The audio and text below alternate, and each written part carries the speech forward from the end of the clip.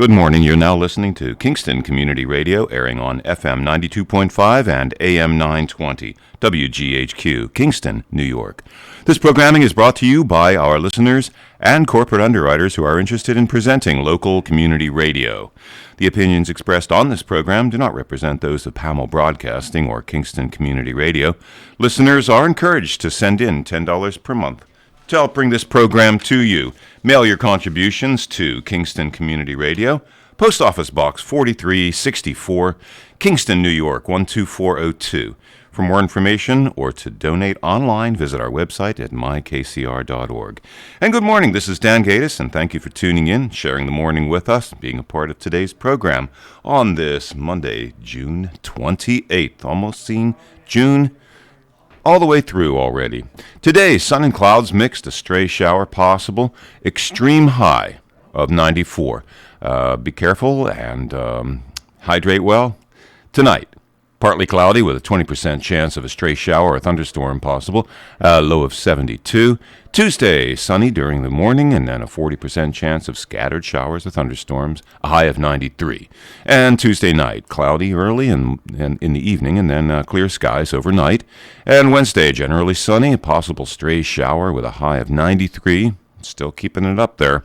And Wednesday night, a 50% chance of scattered thunderstorms and a low of 69. And we'll be right back.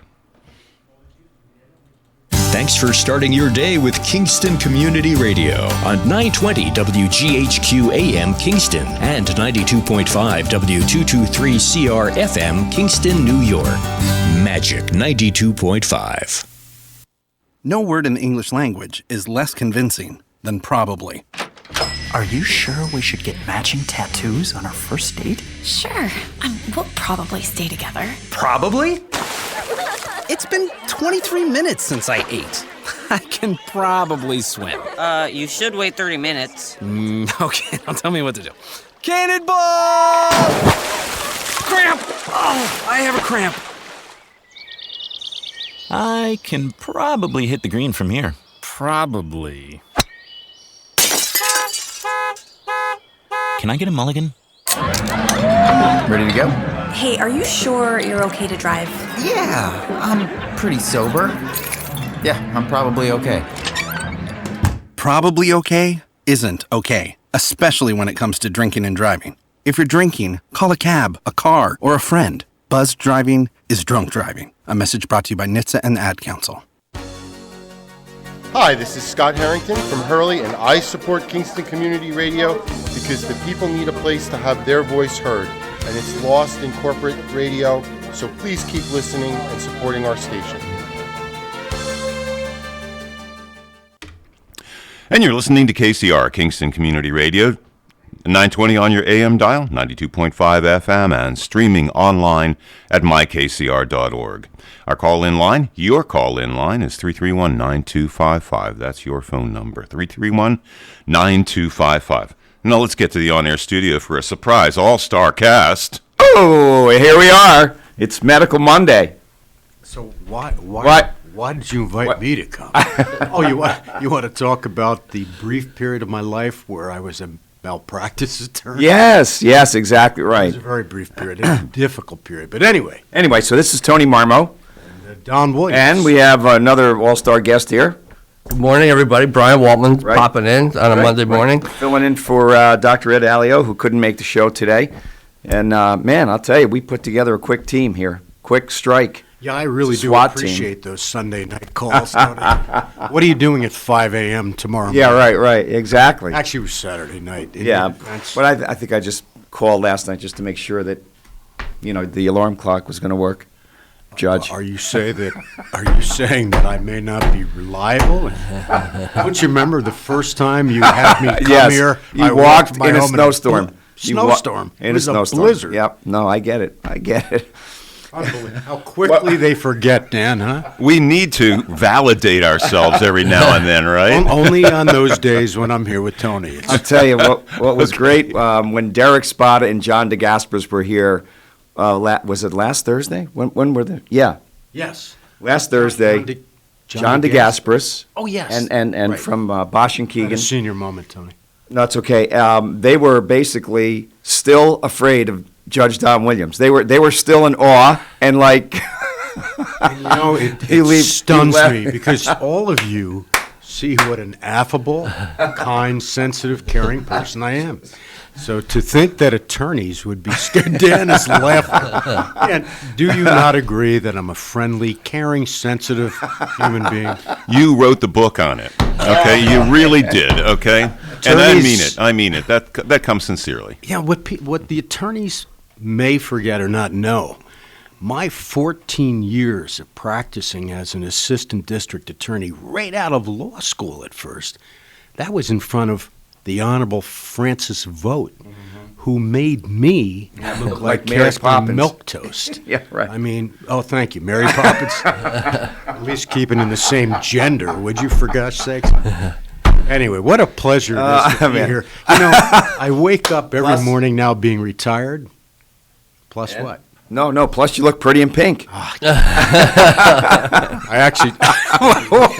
Why are you smiling? Traded pink for black for pink. Oh, this is pink. I'm colorblind. I thought this I don't was. know. What do you think it is? Oh, you thought it was foreboding kind of gray. gray. I thought I cut this out of the black robes after retirement. Oh, Lord, this is hilarious. Yes, Brian it is. Williams.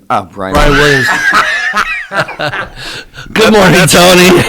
That's at 11 o'clock, okay? Something in the coffee Oh, today. the coffee. Is Savoca in the Brian coffee? Woltman, how are you? I'm doing great, thanks. Thanks for having me. It was nice listening to Don reference a blizzard before. I was considering the heat wave that we're having now, the mini heat wave. Although, in I dare say, in January, February, we would love a day like today. So It's amazing how whatever season we're in, if it's in the summer, suddenly we look lovingly at those snowstorms. Yeah, right. But in the winter, Yeah, not so much. sorry, Not so much. Interrupted you. No, you didn't. Interrupted No, me. I had a thought, but it left me quickly, fortunately. Seize those thoughts quickly, Tony. Tony Murphy over there. Yeah, right. Well, got at least the I had a edge. media person. I had Brian Williams, isn't he like a... Yeah, he was the MSNBC. He was the anchor in NBC. I think he also played basketball for pro basketball. He might have. And there was a Brian Williams that played in the Hurricane this weekend. No kidding. So Yeah. talk about the Hurricane. You were Hurricane. there, man. Yeah, I caddied. It was a great tournament. That was a 3-day event. It's the Ulster County Amateur Championship Golf Tournament.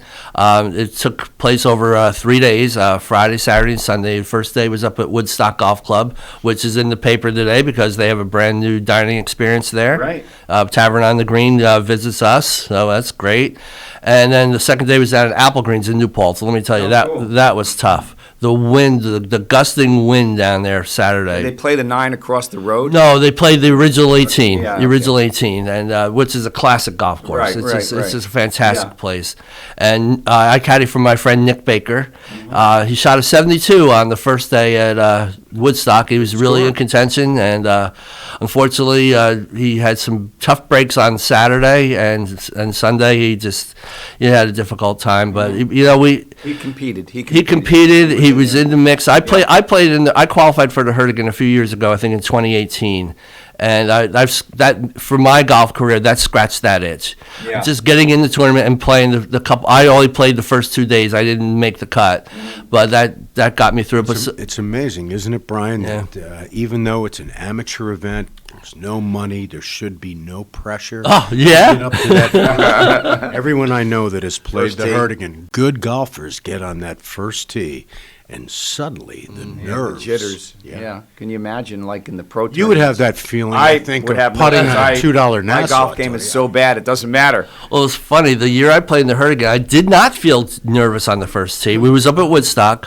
Where my nerves set in was the first mistake I made. Oh, right. I was playing well. I got through the first couple holes pretty good, and I think it was on the fourth hole I just made a terrible mistake. And I think I dropped. What is the fourth? I think it's the par 3 over the water, in the back towards the back of the course, and I didn't hit a clean shot and dumped my tee ball into the water. And never good. After that, Right.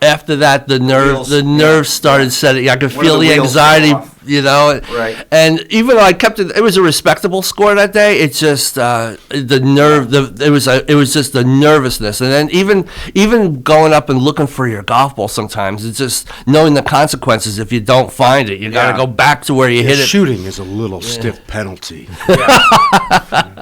But I was talking about how tough Frank Vogt was. I had the honor of playing against him. When I played golf. Was he a decent golfer? He was a great athlete. At this stage, he was a little older. He's my age. Yeah. So, but he was decent. He was decent. Yeah. But when he was younger, I'm sure he was great. But he had a way of endearing himself to his opponents. He would not say much except the worst thing at the most inappropriate time. I hit the ball in the water once again against him as a partner. And, you feel bad. Hit the ball in the water. It's horrible. And he turned to me and he simply uttered the words, glug, glug. It sleeps worst damn ruling that guy made, that judge made his entire life. That's hilarious. It killed me for the rest of the day. Anyway, sorry. It sleeps with the fishes. Yeah, right. But Jared Miller, he... Don't say that to the two Italianos, Luca Brasi. That's so great. Jared Miller won. He led pretty much the entire tournament. Actually, no, he fell back but he came back. He had a comeback. He led out after Friday's round. He had a shot at 69 up at Woodstock. I'm not sure what his score was at Apple Greens, but he fell back to second place. He was one shot off the pace, and then yesterday shot at 74 and closed it out. So congratulations, Jared Miller. What would you say was the average age of the golfer there, Brian? Roughly. Good question, because there was 40.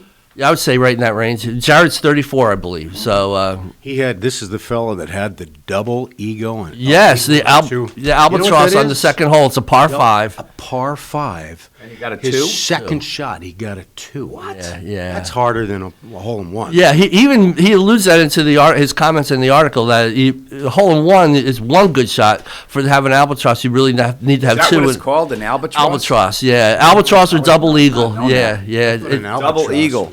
Yep, double eagle. Doesn't the Freeman list the scores? Yeah, it should. They should have the score listing. But it was... I'm surprised. A remarkable Freeman, also known as Wikipedia. Where anyone can. I don't want to put any fact in you want. I don't want to beat up on the Freeman too much, but the best description I have heard of it was Ken Ronk, the former chairman of the legislature. Yeah. He refers to the Daily Freeman as yesterday's news tomorrow. Sean O'Brien, who used to be a part of this show, used to affectionately refer to it as the Shad Rapper. Yeah. Vince DeLuca did that too. He liked it. Vince DeLuca's a great guy. It's really unfortunate how the when they outsourced the printing of the paper and they took that away from being local. For me, one of the most enjoyable parts of the paper was always getting it was a morning paper. You could get the box scores. You could look up, see even the late games last night's news right, this morning. But unfortunately, they don't offer that any longer. I think the large problem, Brian, and that's part of it. It's no longer a local paper, but the large part is they just don't have enough reporters. Right. Yeah, but that's correct. Well, it's cutbacks like anything else. But we were at the Multicultural Festival yesterday down at T.R. Gallo Park. Our little Italian organization was there. And Tanya Barraclough, am I going to say that right? Barraclough. She's a photographer. Oh, yes. She's been doing that for years. Excellent. She's great. She's awesome. And she's been there, I'm going to say 30 years. Probably. She's amazing. She is amazing. She used to come, once every 4 years that the Freeman made it into my court. Right. She would come and do the photography. Yeah. She was excellent. She'd get some amazing. She does amazing. Like local interest photography. Yeah. She took a picture of my dog when we were swimming at Onteora Lake one spring, She's got a really as good spring eye. was springing, and right. She's got a great that eye had and to a be great way to go. Chilly in Onteora Lake in the spring. Oh, it's beautiful. Did you wear a wetsuit? Not at all. I won't ask just anymore. dive in and get used Don't to it. Don't go there. I'll tell you, that's a nice little. No that's a jewel of a spot, Onteora Lake. I've never been to Onteora Lake. Yeah. Oh, Where is it? It's just up 28. Do yourself an enormous Wait a favor. second, Tony. No kidding. I will. Wait, Onteora Lake. He's going to say where. Tony is one of the brightest individuals. He is a very dear friend. Mind me saying that? Yeah. And he seems to have a knack for grabbing the critical part of any issue. Did you hear what his question when you said you were at Onteora Lake? His question was, where is that? Yeah. No, it's a little hidden gem. A lot of people Could know it be in of it. Onteora by some strange So it Not could at be in all. one of those little podunk towns up there. No, it's Actually, it's halfway Need a between podunk Woodstock, town. halfway Well, thank between you, Judge. Woodstock and. Thank you.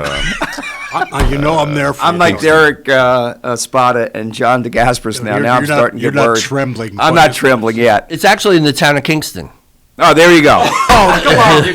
I'm just telling you, that's exactly where it is. It's about 15 I was minutes a from lawyer here, for actually. 40 years, I Brian. love you, Brian. Do not. I'm a lawyer Love for you. 40 years. Do not interfere or screw up a good story with a fact. You Oh, really my could have God. just. Let that go. Hilarious. In case any of the listeners wanted to Medical visit Monday or Sort of, kind of. Use the prescription right Monday? Yeah, yeah. I have a pain in my back right today.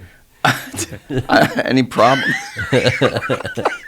Well, maybe if you took a dip at the Onteora Lake. Lake. Maybe I could. That's in the town of Kingston. It's in the I'm gonna town go. of I'm Kingston. going. actually. We're going. We're gonna go see it. It's a great spot, we should do actually. a remote It's a little hidden broadcast from there. gem. We can talk to That's Lawrence. why I thought it was going to be so much colder. If you go up to the Onteora area. Yeah, it is spring water, but by the time the surface water is usually a little warmer, depending on the In sun. the spring. Oh gosh. yeah, I'm talking about May.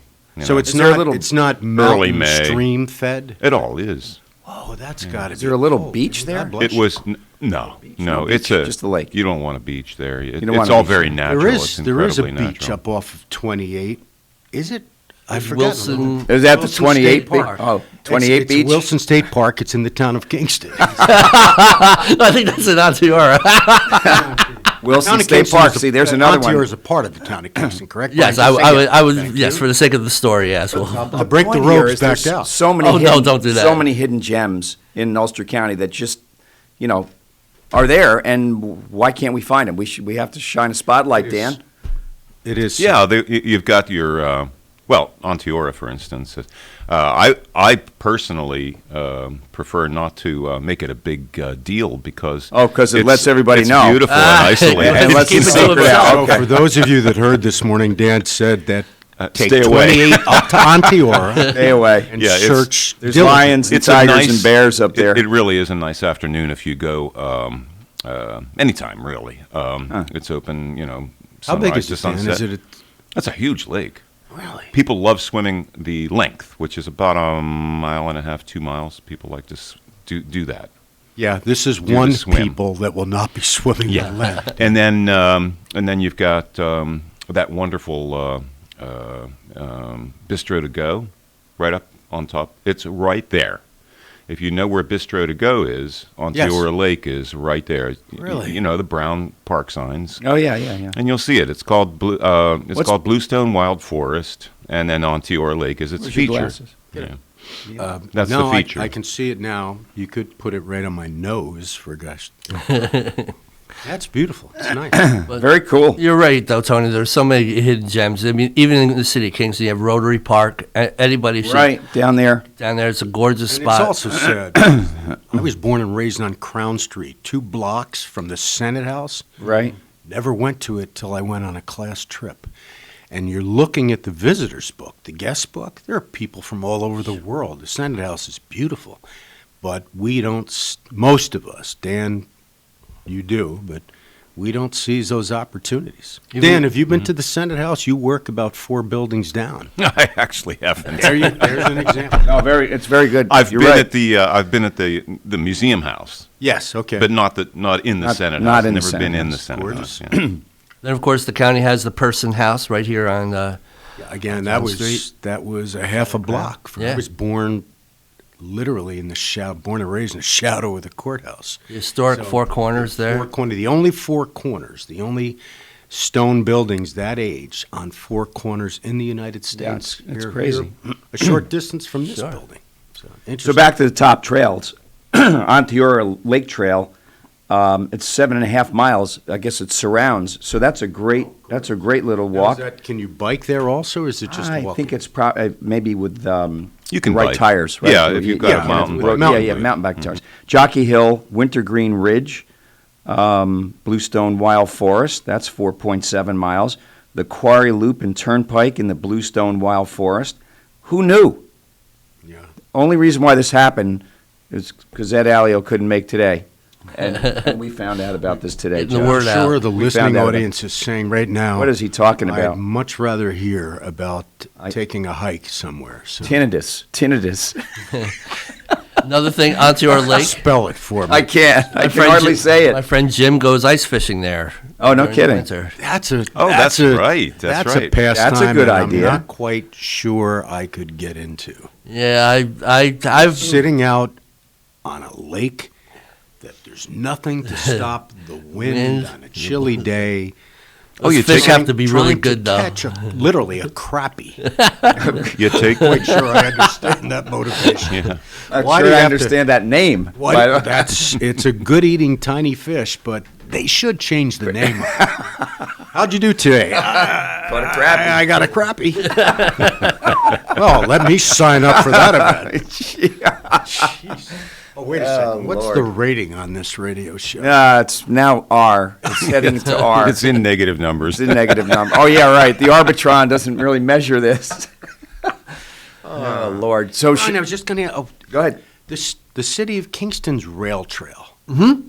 Where does that start? Is that the one that ends up, tragically enough, the area I knew it started was where we found the body of Right. Kel Knox and that horrible murder. Well, it's referred to as the Kingston Green Line, and there's two halves of it. The lower section that starts behind Roundout Savings Bank, it's the old Roundout UND Savings on Broadway. downtown, On Broadway, there's a trailhead there, and you can take that all the way down to. It's going to connect eventually down to West Strand, right by the Trolley Museum. How does anyone negotiate the area around Greenkill Avenue?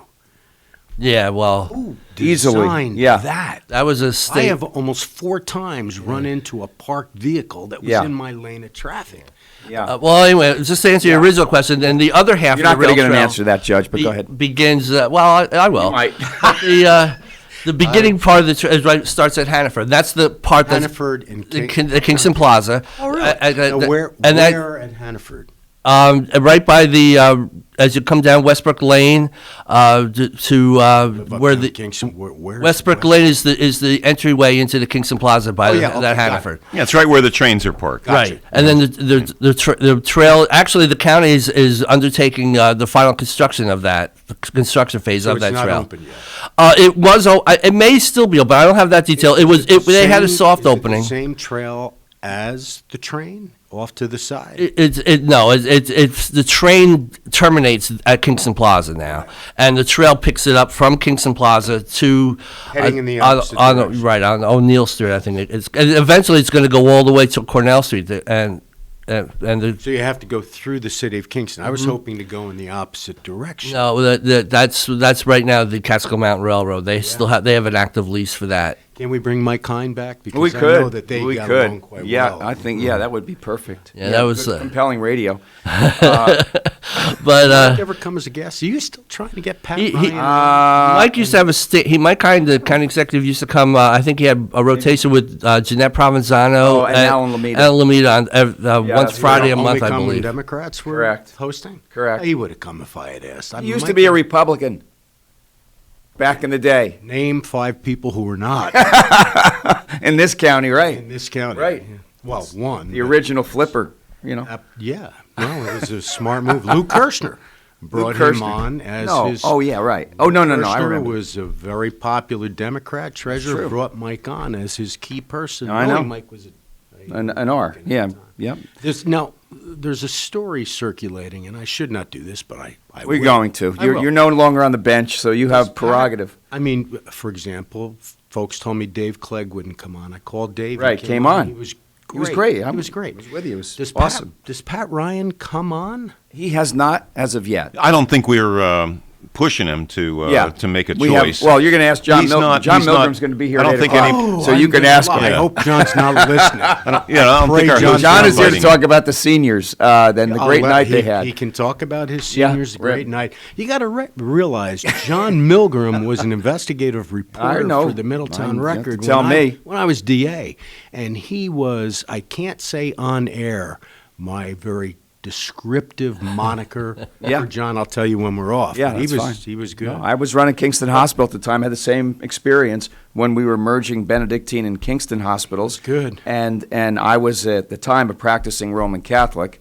and basically he said, "Well, how can you reconcile the fact that you're doing abortions in your hospital as a practicing Roman Catholic?" That's a softball of a question. Right. Aren't they trying to excommunicate President Biden? I think Catholic. so. I don't practice as much as I nearly should, but I believe the American bishops are attempting to excommunicate him. Right. Well, it's not. I read the proposal, and it's not targeted at president. It's targeted at. It mentions any political office holder that doesn't. If you're Catholic, that doesn't.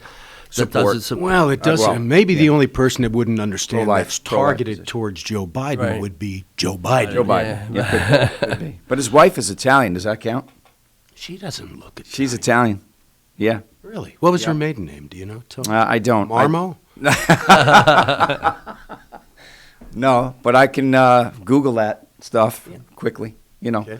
Yeah. No, because one of our Italian members put a little blurb in about the fact that, is her name Nancy? What's her name? President's Jill wife. Biden. Jill. I thought you were talking about the Italian member. No. Could you narrow it down a little bit? The first lady. First lady. Yeah, forgot her name. Kamala. No. That's just a wild guess. That's the second lady. Why is it that whenever President Biden, and I'm not a Trump supporter in any fashion. Right. As a person, narcissistic. Right. All the anyway, adjectives. All the words, yeah. But why is it that whenever our president makes an appearance, he always has to read from something? And why is Vice President Harris always standing behind him? Yeah, I'm not sure. When was the last time you saw a president appear and regularly have the vice president standing behind him? Gerald Ford? No. Well, that's only because they were afraid that President Ford would fall over. Yeah, his vice was Nelson Rockefeller. Or put a golf club in his hands. Right? Didn't he hit somebody? Something what's amazing about that, because some people may not know, President Ford historically was known as a physical bumbler. He would trip over things. But the he guy was a great tremendous football player. Yes. Was it Yale? Yes. Michigan. One of the Michigan. Tremendous football. Yes, he was. Yeah. In fact, Lyndon Johnson used to say, to describe Gerald Ford, he said he played too much football without a helmet.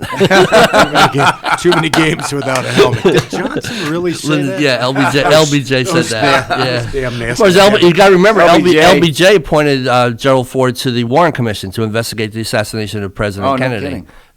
Gerald Ford was a member of that commission. No, that's interesting. Forensic pathologists who I became befriended actually was in charge of that team, and it was to re-examine, make sure there was not a shooter on the hill or whatever it's Dr. Michael Bodden. Oh yeah. He was just I remember that guy was big time in the news. He was huge. He published a pretty huge volume. Peter, and he has an HBO show. Right. But he would regularly come into this area and help us out, and I developed a good relationship. No kidding. with him. He was also a witness. Michael Bodden was a witness for the defense in the O.J. Simpson trial. Yeah, right. Yeah. By that time, and I really still have great respect for Dr. Bodden, but at that time, he wasn't the same. Yeah, he's got to be up there in years, I would say. Or is he Didn't seem below he the must grass? Be. Didn't seem Still up? I had a murder trial as a judge. Right. He testified as a witness. I hadn't seen him in like 5 or 6 years.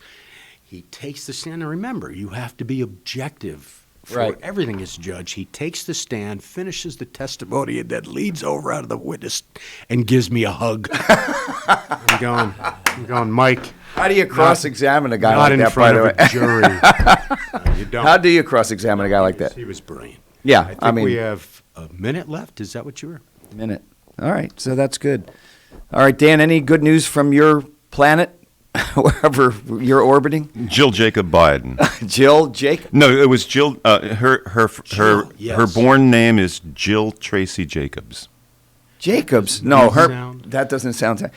No, but I mean, maybe still on her mother's side. Her mother's side. Oh, yeah. Yeah. No one very would likely. think Williams is Italian. My Right, mother's correct. maiden name was Liccardo. Liccardo, right. All right, so we'll have to, during the break, we'll have to hunt down her Italian name. And most importantly, once again, you were right. Ontario Lake is located in. You said Nancy Biden. I was thinking of Nancy Reagan. All right. I had some the presidents. two. Both of them at some point during their presidency became senile. Or Nancy Drew. I don't know.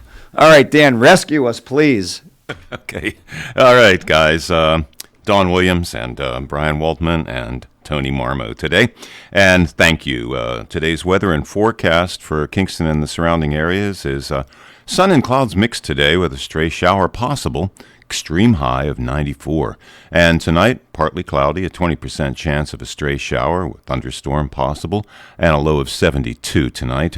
Tuesday, sunny during the morning with a 40% chance of scattered showers, thunderstorms, a high of 93. And Tuesday night, cloudy early in the evening and then clearing up overnight. And Wednesday, generally sunny, a possible stray shower with a high of 93. And Wednesday night, 50% chance of scattered thunderstorms, a low of 69. And you are listening to KCR, Kingston Community Radio, AM 920 and 92.5 FM. And we'll be right back after these messages. Thanks for starting your day with Kingston Community Radio on 920 WGHQ AM Kingston and 92.5 W223CR FM Kingston, New York. Magic 92.5. To some, a baby's babbling doesn't mean much, but it does. Especially if there's no babbling at all. Little to no babbling by 12 months or later is just one of the possible signs of autism in children. Learn more at autismspeaks.org. Brought to you by Autism Speaks and the Ad Council. How do airplanes fly? What's in this box? What does this thing do? Kids are curious about everything, including guns. Learn how to store your gun securely and make your home safer at endfamilyfire.org. Brought to you by End Family Fire, Brady, and the Ad Council. Swimming pools are great for family fun, and Central Hudson wants you to play it safe. Never operate an electric appliance next to or in the pool. Be sure pool motors and filters are grounded. Have them installed by a professional and serviced by a licensed professional electrician. Be very careful if there are electric lines above or near a pool, especially if using long-handled cleaning tools. And if a storm is nearby, get out of the water. Your safety matters. Hi, my name is George Post from Ulster Park, New York, and I support Kingston Community Radio, and so should you. Where else can you speak to your local representatives on the air and have your questions answered? So thank you and support KCR. 7:32 a.m. You're listening to KCR, Kingston Community Radio, on this June 28th. And about 73 degrees here in Uptown Kingston right now. And your call-in number is 331-9255, 331-9255. And this upcoming portion of Kingston Community Radio is brought to you by Central Hudson. Well, let's get back to the on-air studio with Don Williams, Tony Marmo, and Brian Woltman. Okay, folks, we're back on. This is kind of sort of faux Medical Monday. Did you say connoisseur or kind of? I think it's a maniacal Monday. Kind of, sorta. Kind of, sorta. Maniacal Monday. Kind of, sorta. Sorta. Okay, gotcha. It's I used to hear that. Kind of, sorta. It was thought of as legal terminology. When attorneys, occasionally when they mumbled a little bit, they would just say, "Oh, man. And what is your legal basis for that?" Well, it's kind of, sort of. Kind of, sort of. Okay. Kind of, sort of. That certainly yeah, persuades me. So this is Dr. Ed Alio. No, it's not Dr. Is he? Can you hear me? Italian? Can you hear me? Alio in Italian? Alio, he's pretty Italian. I think he's like a Sicilian, actually. That's real Italian. Yeah. That's. I used to tell people when I was DA who we were interviewing to get a confession that I was Sicilian. Yeah, that's different from Italian. So it was very close to me. We should identify ourselves, even though Dan did. Where we're broadcasting from, Tony Marmo. Donald Williams. And I'm Brian Woltman, sitting in for a little while. You are. Thank you, Brian, for pinch hitting. Actually, we're all pinch hitting. We're at 16 Lucas Avenue, the location of these great studios. Does anybody know that? It's a factoid. I do know. In fact, it used to be the family court building. That's correct. Yeah. And what a great job they did in the studio, because when I was DA, as a judge, really you're not supposed to do stuff like this. But right. As a sitting judge, but when I was DA, I appeared regularly over at the old place on Crown Street. This studio is much, much nicer. What an improvement. I get to look right at Dan. Dan was always at my back. Yeah, back in those right. days. Yeah, I have It was a kind of a grandfathered place. I mean, it was designed. It was designed in the '60s with '60s radio studio technology. Not bad. Very, very well done. Oh, really? Yeah, beyond actually the infrastructure of that studio was beyond necessary. And Lawrence's dad, Walter, when I appeared, it was Walter, the mayor of Woodstock, who was such a nice man. He passed away. What a good guy. Yes. A little bit left of Karl Marx, yet we developed one a good standard relationship. deviation. Yeah. Anyway, good people. Tough. Boy, it was different. This is more of a family radio show, as I gather it. Not hard-hitting news. Not hard-hitting. Yeah. Those guys, it really was refreshing and enjoyable. They asked tough questions. The former town supervisor of Sorgetes, not Hulbert, forgotten his name, insurance man. Oh, Hellsmortal. Greg Hellsmortal. Yeah, it was a good group. So and then Ray Rice, who was Ray Rice, the Sopus. Boy, they love Ray Rice. Loved his mustache actually more than I loved him. But is Ray still alive? Is I Ray still don't around? think so. Anyway, good people. Go ahead. Good people. So quick Bruderhoff story, whom we love. Loyal listener Dan Mandel from Maple Ridge community dropped off a bushel of strawberries yesterday afternoon to the Marmo residents, and again. Dan listens Monday through Friday, 7A to 9A. Excuse me, as do other members of the Bruderhoff community. So shout out to those folks and Dan. Definitely. And good morning to the Bruderhoff. Yeah. They were, and I miss Christoph. Oh, yeah. I remember going to one of the luncheons they had, and they asked me to, as they asked so many people to speak, and really talking about Christoph and how close he had become to me. Which no one would ever expect. An amazing man. The Winters, Janet and Ian. Boy, they're such good people. Yeah. I miss them. I haven't seen them in some time. I've kind of retreated in retirement. So that's nice you bring that up. Yeah, sure. Yeah, they're amazing for our community. Another community giant had a birthday, I think over the weekend. Bill Davenport. I just know this via Facebook. 85 years old, Bill Davenport. Well, he's out working the farms. Yeah, he's amazing. I'm sure it's genetic also, but the man is a hard worker. Oh, yeah. The people that work like that, they seem to live the longest. Yeah, so. absolutely. Real gentleman. That's why my doctors have given me about another 6 months. So you got to get out in the fields. I got to get out in the yard and work. I think Angie Bazenko's hiring.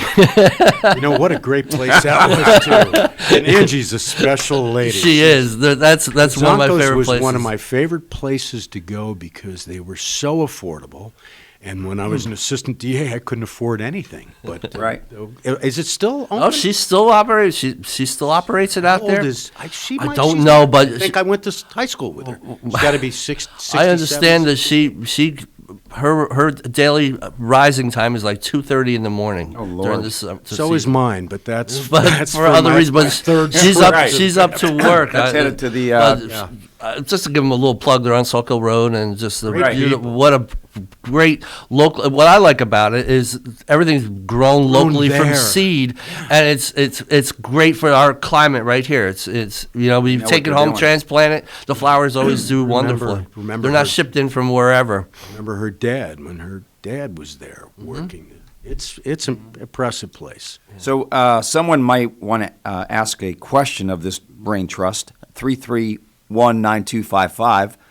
There might be a question from one of the listeners or a comment about various and sundry. What would you say when you would answer on Feel Good Friday? When you would answer the phone when a caller called it, what's your feel good? Oh, comment or question maybe? Yeah. Feel good comment. Yeah, what's your feel? Yeah, that was a fun show, the Feel Good Friday show for a number of years. And who else? It started out with Rich Matthews and I, and Richie's premise was only 10% of the news that's in newspapers or on TV is good news. So the rest of the 9 days are out of 10 anyway. We were on once every 2 weeks. So his premise was, let's just take that show and dedicate it to anything good. If you called up with anything like complaining, potholes, problems, blah blah blah, call another show. And it stuck. That's why I never called in on. Yeah, right. Judge Williams, not too much. It was a fun program. It was. Right. It was a lot of fun. To it. Yep, we had a good time. And then Lou Kirshner joined shortly after we started at 6 o'clock in the morning. By the way, we went from 6 to 9. Walter wanted to do that, and we were basically watching paint dry. 6 a.m.? 6 a.m. I mean, there was nobody awake, maybe. Or the night shift folks coming off, With the roosters in the morning, huh? Unbelievable. Yeah, so 6 to 9, 3 hours. Then Walter shortened it to 7 to 9, and Thank you. And then Nina joined shortly, because she was a regular guest. And then she's a great lady. Yeah, she's amazing. I think she's up this year. Is she not? I think she is. Hopefully. She comes tomorrow. Yeah, she's on with Cameron Rylance on Tuesdays. Mm-hmm. Hopefully both parties will do the right thing. And they did. And was that official? They did. That's 100% official. There you go. There's no more qualified person. Right. Great lady, great to the community, and just good, and really did a wonderful job with DMV. Who would run against her? You have to have your brain examined. Someone from New York City who probably didn't give a damn. But that would mean that they'd have to get involved in the community, which I question. I think sometimes they do. They do. They do. It's just that time will tell. It's really the community of New York City that they want to begin here, rather than bringing so many good things from the city and assimilating. Well, it's interesting. That's a sensitive subject. You bring that up. My father was from Staten Island, New York, and my mother relatives down there. My mother from Donegal, Ireland, and my father discovered Kingston because his parents had a summer home up near Napanock, and they used to come to Kingston as boys because they would spend the whole summers there. And when it was time to do any kind of shopping or back to school shopping, they would come to Kingston, uptown Kingston. And my father just always thought it was the place he wanted to live. So when they got married in 1961, they both quit their jobs and moved. Well, mom didn't work, but moved up to Kingston and established themselves here. But what I like to think, people talk about New Kingston, Old Kingston. And I kind of say, well, all right, but I'm sort of New Kingston too. I'm only first generation Kingston, but the difference is when Mom and Dad came here, they came to be a part of it. They came to bring and contribute, Not and to change it into right. They didn't want to convert it into something else. They came to be a part of it and take part in it. And contribute. Like I said, I remember my mom on Andrew Street where we grew up. There was problems with parking, particularly in the winter.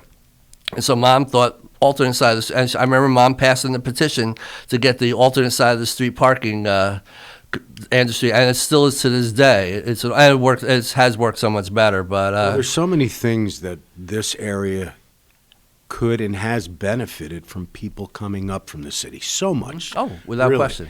It really has expanded our vision of things, but just don't turn it into Brooklyn North. Yeah. That's all. Just assimilate. I think of Florida, they say, "Don't New York my Florida." I think there's T-shirts being worn down there, but you could almost do a similar thing here. Don't Brooklyn our Kingston. Yeah, right. Well, okay. I like the fact we're getting something. Go ahead. Hard-hitting news. Joe Biden, Italian name, Giacopo, Giacoppo. And did she change it? And they Americanized it into Jacob. Giacopo is such a great name. It's a great name. I love my dad. I love my dad's heritage as a Williams, but I would love to be known as Liccardo. There's something about the passion, emotion, creativity in the Italian side. Seaside city of Messina. That's where she's from. Messina, Sicily? Yeah, definitely Sicily. So don't mess with her. My mom was from the Aeolian Islands, I think. Lipari, which is in between Sicily and the bottom of it. Right there, yeah. That's what she's from the Aeolian Islands, yeah. She's a beautiful lady, too, very bright. Yeah. I love it when she refers to our president as Joey Come Along. Don, have you ever been to Sicily? That's Sicilian. Go ahead, Joey Come Along, or you'll be sleeping with the fish. Right. Another Italian, Irish. Never been to Italy. No? And it's sad. But I was so consumed by what I did for 40 years, and then, although I didn't expect to be retired, upon retirement, I was thinking I would be traveling, and then COVID hit. Right. So, and now something else hit, which Right. we will not discuss. Right. But regardless, I do want to get to Italy so much. I had the chance to go to Rome back in 2001. Such I went on history. one of those Perillo tours. Yeah. The How 8-day was it? Roman holiday. Well, I love the 8-day Roman holiday, and the reason why was, first of all, they got you there and back to the hotel, everything smooth as silk. But the first day we were there, the first full day on the ground, we had an all-day guided tour of Rome. Then the remainder of the week, you were on your own. You could buy extra tours, but you were on your own to explore. And I liked the idea of that because that first day, I got the lay of the land where everything was located. Did you go to Mass there? No. I did. In fact, I went to just so it was by sheerest coincidence when Cardinal Egan was elevated to the office of cardinal. I was at that mass at St. Peter's. Oh wow. For that service, yeah, it was. It just so happened a lot of people at the hotel we were staying at. I chatted and talked with people, and they were there for that purpose. And How many people does St. Peter's hold? It's got to be huge. this was outdoors. Oh, really? It was outdoors, and it was in St. Peter's Square. It was just an immense. You don't Communion quite, takes you don't like quite 3 get days. that personal comfort. No. At St. Joseph's, but But it was really a remarkable experience being there, and just the first time we went to Italy, one of the popes had just passed away, and I can't remember who it was. So on the flight over, and we flew into Rome, there was a zillion cardinals. There was a lot. It was like all these. Is it Halloween or what? Oh God! And why is it that you're no longer a practicing Catholic? Yeah. But it was cool because we referring saw to the cardinals of our church as wearing Halloween garb, and it's such a pretty red. Why would you say that? Well, yes. What is the history?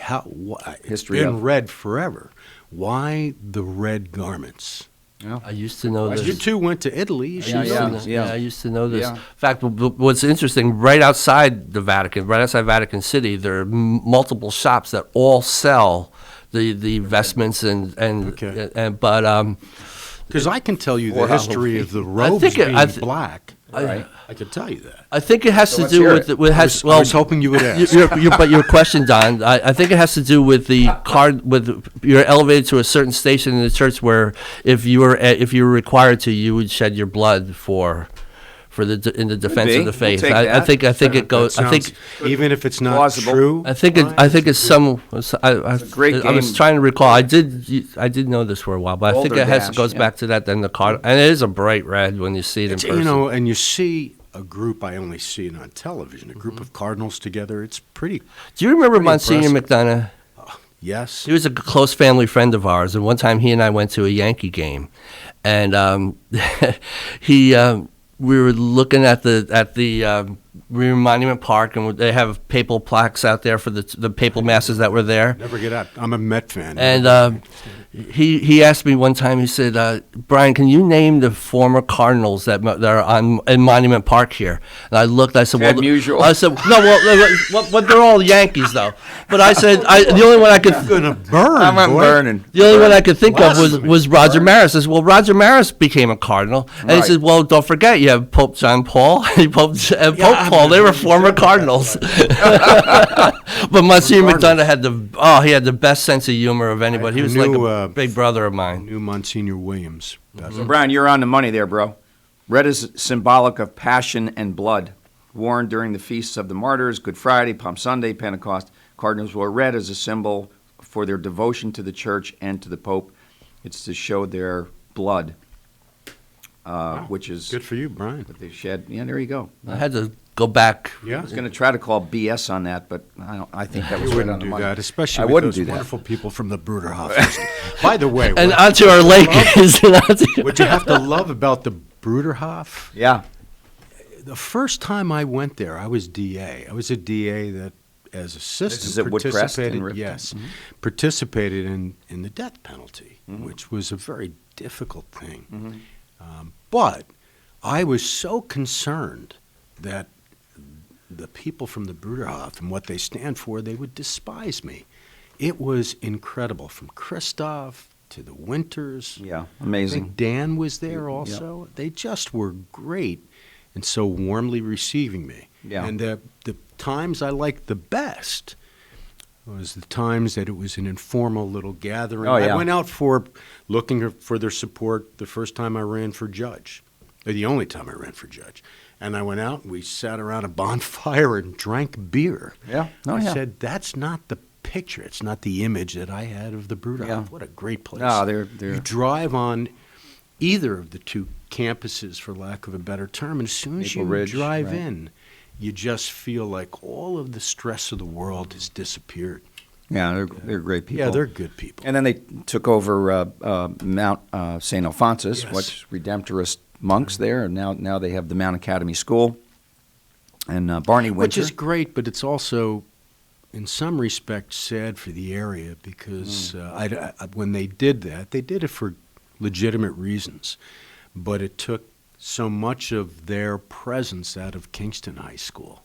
I believe That's true. Yeah, and it was a great presence. Routinely, they were valedictorians or Oh yeah, salutatorians. and the track teams were better, and because they have their athletes are amazing. Because I went to Coleman for 2 years, and back in the '70s, and there were Bruderhof students at Coleman as well. Yeah. There were a few. Great. Yeah, it's a great community, a great asset to our community. So, yeah, give us a call, 331-9255. You have a question for Brian. Judge Williams will answer questions. About why robes are black. Yeah, I would like to. Yeah, let's hear that. Yes. Let's hear that I'm one. afraid you'll look it up, and this may be completely wrong. But as I understand, You will. Fact checker. robes used to be in Britain, which is what our judicial system is based on. They used to wear red, but one of the queens died, and in memory and respect of the queens, they all donned black robes. And since that time, look it up. So I'm going to buy that one. I'm buying that. I just made it up, Tony. I heard that somewhere. Yeah. So I may have been an attorney trying to get my attention away. But I do have a question. Why do this is a judge type question? You ready? If I have to. Look at him. He's in anguish. He's like, oh my God. No, you kidding me? Why do I miss it So immensely. where does the term the bench come from? I mean, where does that term come from? You The know bench. something? I'm on the bench. You could ask me any question about the criminal justice system. You The ask bench. me where the bench came from? Yeah, what is that? You're always in a chair. No one's ever in a bench. You ever see How any? about what equally important, which is so impressive? He I doesn't never want to answer. when I would because I don't know the answer. You can't figure that out On the by bench. On the bench. You're skirting it very well. Yeah, he is. My office, or offices, Yeah. where I have my one confidential secretary Right. and my court attorney. That's not known as judge's office. It's judge's chambers. I love that. Yeah, that's Sounds cool. so impressive. Yeah. Just call my chambers at, or I would have this stationery only used for legitimate purpose. It Yeah. would say Chambers of the Honorable Donald Williams. Right. It made the 30 years as an assistant DA, which candidly Yeah. had no life other Right. than what I did, made it all worthwhile. There's Right, something, that's interesting. something nice about that. You see how well I took his question, And which I redirected didn't know it, the answer redirected to, it. and redirected. No, I love the chambers. That's- the chambers is a Chambers good is one. good. So and that's I- one we'll have to answer. We'll have to ponder to answer on the bench. questions. The bench. I do not know Yeah. why they call it the bench. Yeah. And I mean, bench. it's If like I played a- basketball, right, you're on the bench. If you're on the bench, which That's I not was good. Not. I didn't Get like. splinters. Right. So I don't know where the bench, and I don't know where chambers came Well, you know what's interesting? They're two good In Great Britain, it's referred to the bar of justice. You're called to the bar of justice. Yeah. from. And there's a solicitor and a barrister. I always thought a solicitor was something else. Right. Would you buy these Sometimes, encyclopedias perhaps. from me? That's No. not the soliciting I was. Well, Tony, it's interesting. It appears it's section 240. I get it. of the penal law. I get that. It's still illegal even I know in our- in Brooklyn North. This is a random collection of thoughts here. That, well, this is great. We're talking about tried works. terminology. Well, we could be talking about medicine, and the only thing I would know about that is what I've been through, and I don't care to talk about it. Yeah, I don't blame you. Well, it's interesting, you talk about terminology between here and Great Britain or British Isles, Ireland. Right. There's Medical Monday here. There's no pharmacies in Ireland, not a single pharmacy. What do they call them? A chemist. Drug dealer. Oh, You go to the chemist. Drug dealers. I thought there was Go to the chemist. Apothecary, wasn't apothecary? Where's apothecary? Yeah, come from? yeah, that's brother. pharmacy. My brother, God rest his soul, Bart, died at the age of 53. Just a wonderful guy, but he was a pharmacist, and what a great profession. Just alone, he said in pharmacy school that there were 6 credit hours of just reading doctors' handwriting.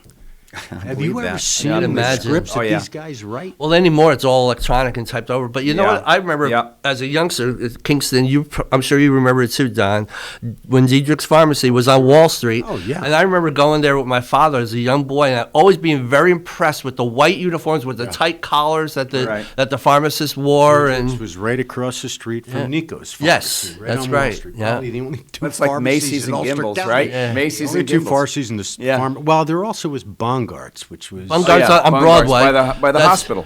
Yes, that was by Kingston that was Hospital. pretty much it. Yeah, Bungart's Pharmacy, interestingly enough, that's where I first learned about tax, because there was the lady at Bungar's. Tax? T-A-X, tax, sales tax, because we grew up on Andrew Street, and when we were young kids, it was a little different time back then. We would just take our bikes and go wherever, and sometimes our friends, we'd go up to Bungar's Pharmacy because they sold comic books and toys and stuff. So we would go in there, and we were even how much is this? And the lady would say, that's 98 cents plus tax. And I remember coming home and asking Mom. Which back in those days was 2 cents. Yeah, right. Exactly. But I remember asking Mom, what's tax? The lady at the store, and I didn't even call it pharmacy. The lady at the store calls it plus tax. What's plus tax? And I was afraid to even buy anything because I didn't know what the plus tax would be. Yeah. But it's amazing. The older we get, the more we think of stories like that. It's great. It's kind of nice reminiscing. Remember Abel's Market on? We never went there. We had Manassian's, I think it was called, which is where Nico's Pharmacy is now. Right. And I remember at the age of maybe 8, 9 years old, going down and shopping at Manassian's, not having a clue.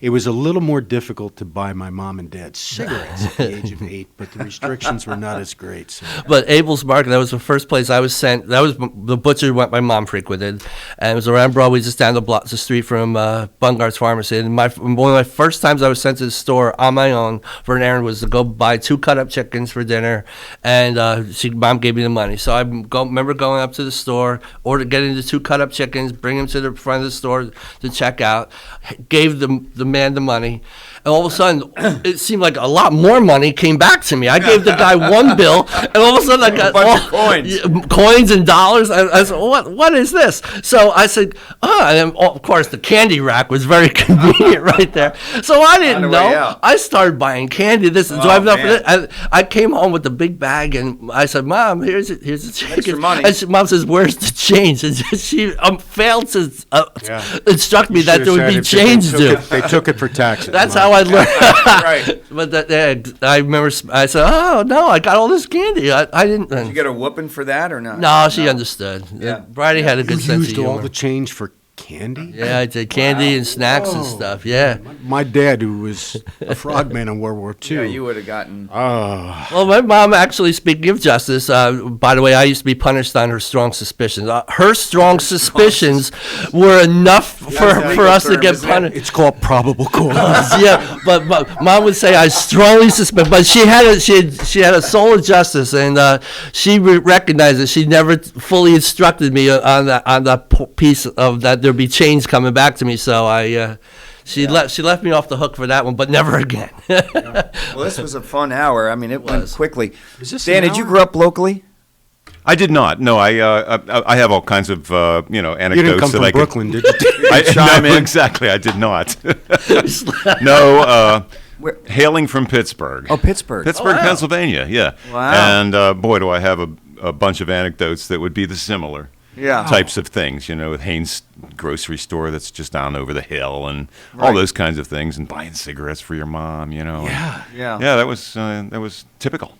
Yeah. My high school friend I told you about earlier, who's visiting today. Yeah.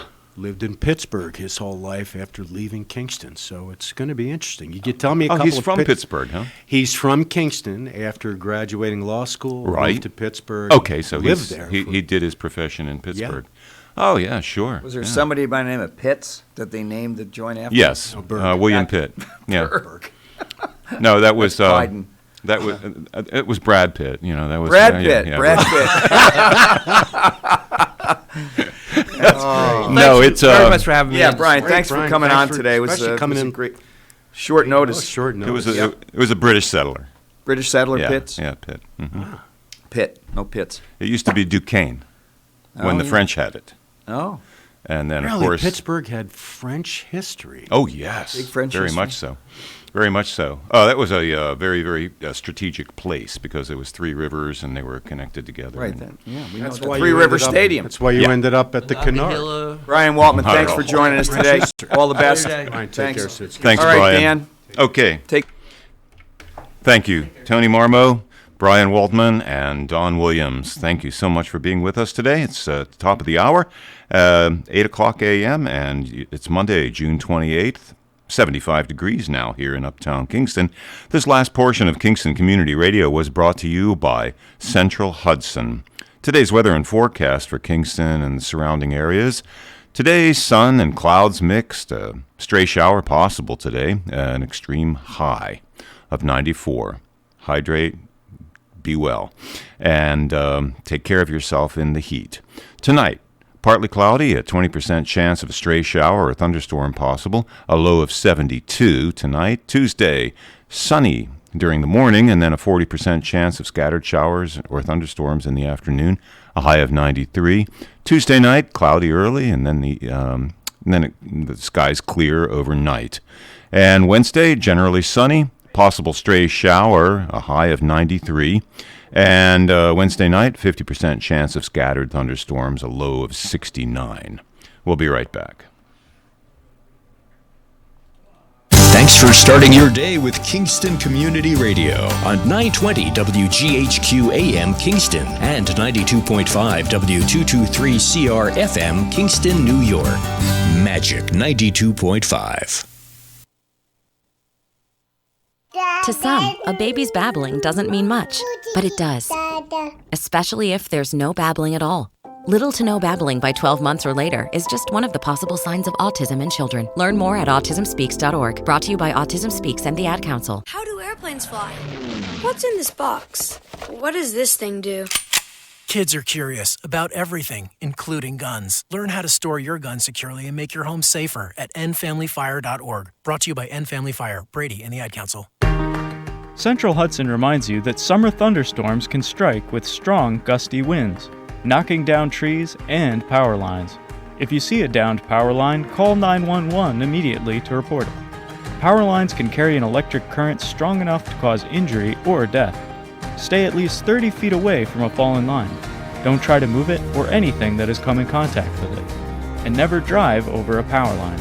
Remember, your safety matters. Hi, my name is George Post from Ulster Park, New York, and I support Kingston Community Radio, and so should you. Where else can you speak to your local representatives on the air and have your questions answered? So thank you, and support KCR. You're listening to WGHQ AM 920 and 92.5 FM, the home of Kingston Community Radio, KCR. My name is Dan Gatis, and it is 8:03 a.m., and it's Monday, June 28th, 75 degrees right now here in Uptown Kingston. Herzog's Paint and Design Center, located in the Kingston Plaza, is there for you, offering the largest selection of Benjamin Moore paints and the area's most complete line of painting supplies. Herzog's Paint and Design Center also provides color samples from Benjamin Moore paints, including the eco-friendly Aura line. Color decorating consultants and expert interior designers are there, ready to assist you in choosing the right colors and more. Visit Herzog's in the Kingston Plaza. Now let's get back to the on-air studio. with Tony Marmo, Don Williams, and our new guest. Okay, folks, we're back. This show has no resemblance to Medical Monday. We're just two guys. But you have a history in medicine to some respect. Yeah, I basically checked insurances when I was in healthcare. No, weren't you the CEO or something? Of the that's the rumor, yeah, from 1994 until 2003. Well, you have extensive history. And then I ran nursing homes for 10 years. That was fun, too. God bless you for that. That is. And then I became old enough to be in a nursing home. So that's why I stopped and then bought a staffing company. You're looking at me like... I've never really heard you talk about yourself before. Never. I don't do that a whole lot. You're very good at that. You really are. You should be commended for that. The job here is to talk to our great guests. And we have a great guest. You're supposed to... Oh, yeah. This is Tony Marmo. And Donald Williams. And our guest is... John Milgrim, the one and only. Good morning. Inimitable one. John and I, and we'll talk about that later. We have a little history. A little history. A strong history. Strong one. John and I have a little history, too, going back in the day. Because he could always call me for a quote, a soundbite, as he would say. And would he call you at about the same time he used to call me, which was 10:30, 11 It was usually o'clock about you, Don. It was I needed something from Tony. Tell me about Don. I've got to find out something. Right. He needs a... What? He needs an inside scoop. Yeah. Tony wouldn't have that. No, but I would talk to John all the time. We had a make it good up, relationship. We became good friends, actually, as a result of that, and went to the big wedding. It was like Princess Di and Michelle. You know, Tony was... I thought you were talking about your wedding, but that's... Yeah, no, I went to their wedding. Back then, Tony was the head of the hospital when my first daughter was born there. Mm-hmm. Really? He was. That was... I remember when. How many children now, John? Three. God bless you. And one is at high school? Wasn't she the No. valedictorian or My something? oldest one, who was born at Kingston Hospital, she's now at BU.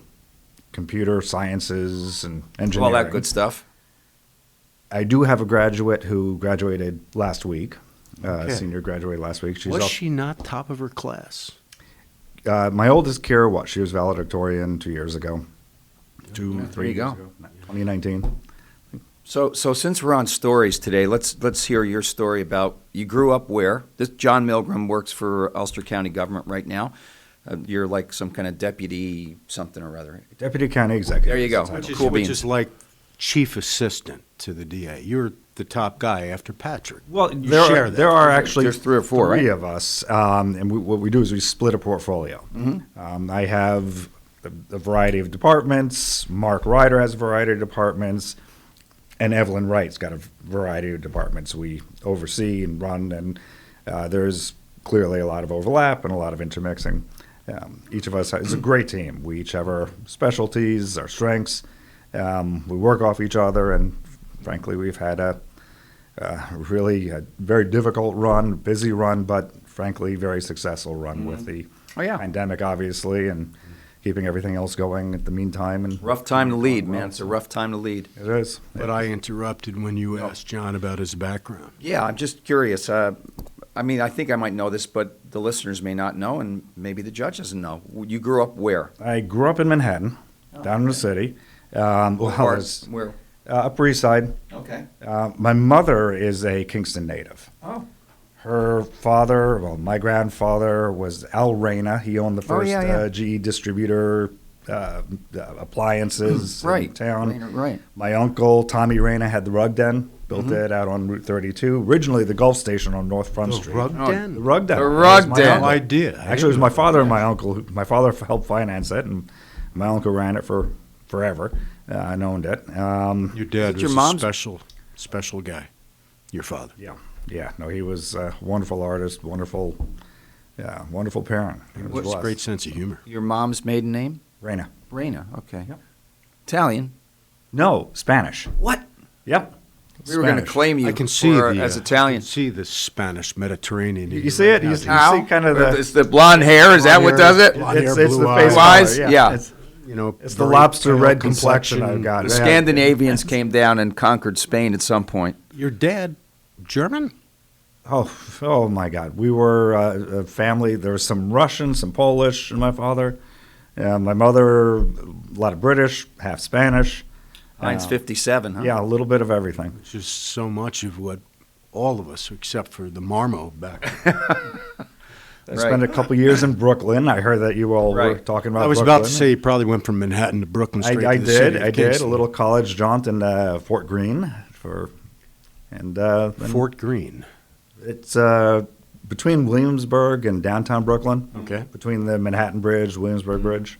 My deceased wife was originally from Brooklyn Heights, so. Oh, I didn't, yeah. See, there's some. The nice part.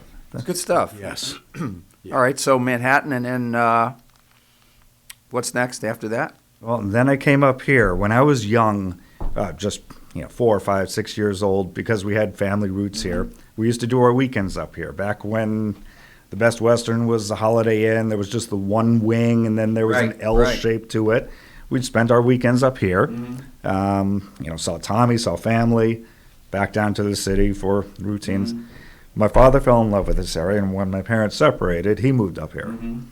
So it frankly, after 20 some odd years in the city, I was like, well, let me head up there and see what it's like. And frankly, it was I loved it up here. Just hiking the outdoors, close enough to the city where I could get down, see a show, see a museum. College? Get back the same night. No, college, that was in Brooklyn. In Brooklyn, okay. Yep. Right, That all was right, you Pratt. said that. Okay. And then how'd you wind up with Times Herald Record? What was the Oh, my Lord, there was a whole story to that. All right, well, we got a half hour, dude. Oh, okay, We're we'll going to talk talk about about me. senior night in a second, but Just give us the dirt part. Yeah. The dirt was, wow. No, don't Wow. give us the holistic approach here. Well, this girl I was dating, no, we'll skip that one. Let's skip that part. Right, let's skip that part. But I will not. Times Herald Record. I was kind of dabbling in journalism at the time. I had some friends who were, actually, I was seeing somebody who was at the Hartford Courant. Kind of loved the idea. It was completely nowhere near the career path that my parents had set out for me. Which was? Architecture. Oh, That's okay. I went to architecture school. Oh, right, okay. There you And go. I was just happened to have a tape recorder with me at an event in Albany. This is 91, I think this was. And I was recording a conversation for this little newsletter. And in the conversation, and I didn't really know it at the time, was Pat Buchanan's campaign manager when Pat was running for president. And this campaign manager who had a radio show, conservative radio show in the city, kind of put his foot in his mouth. He That's unusual. What a shock. Yeah. He ended up actually making some horribly racist comments in a public setting, and it was on tape, and I was like, wow. And you were there for what purpose at the time, John? Just kind of covering it was a reporting. big event in Albany, a convention. I forget exactly what it was called. Anecdotally, at the time, was also running for alderman in Kingston. So it was kind of overlapping a few things. Interesting. But I took that tape, and I was friends with, I think it was Dick Gardner, who had a radio news show in Kingston. I played it for him, and he was like, wow. And we ended up cutting a news story out of it. Right. They were affiliated with CBS 880. Okay. So a few minutes after it aired in Kingston, it aired in 880, and then it went to AP and the Times. And took off. Buchanan's campaign was kind of in turmoil from this, and I was like, this was kind of fun. This was good, yeah. So and obviously the Freeman did not offer you a job, but the Record. No, I wanted to do more of that. Yeah.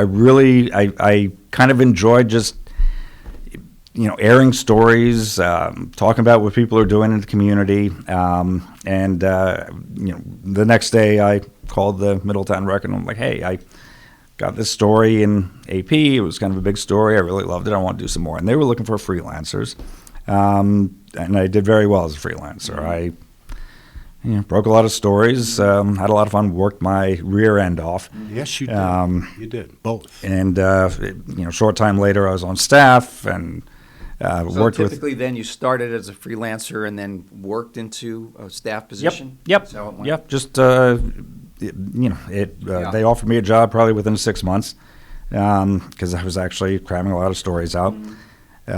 Spent 10 years at the Middletown Record.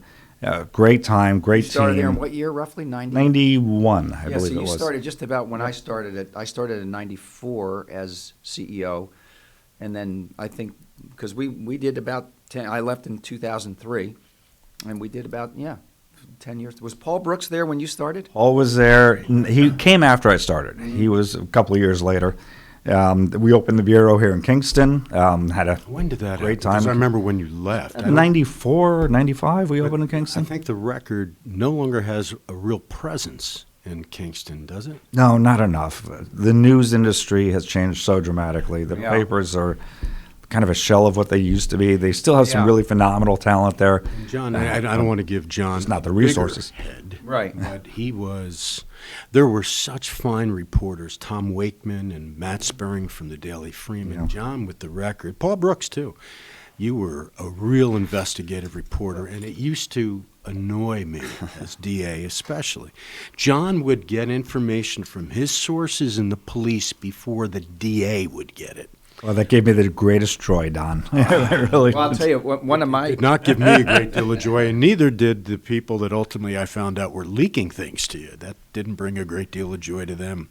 One of the standards for me for, having subsequent conversations with reporters back then was accuracy. If you screw up the quote or screw up the message, then that's it. If you quote me accurately, then we'll have long conversations together after that, right?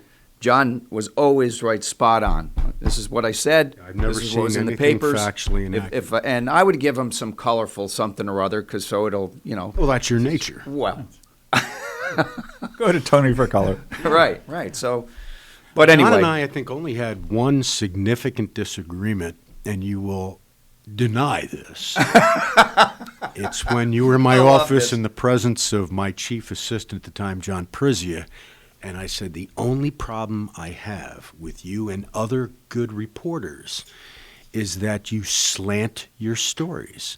And he goes, what do you mean slant stories? This is John. And I said, it means you look at the facts, you made your conclusion. It's a world of nuances here. It's not. No, this is and John said, we don't slant stories. I go, you don't slant stories?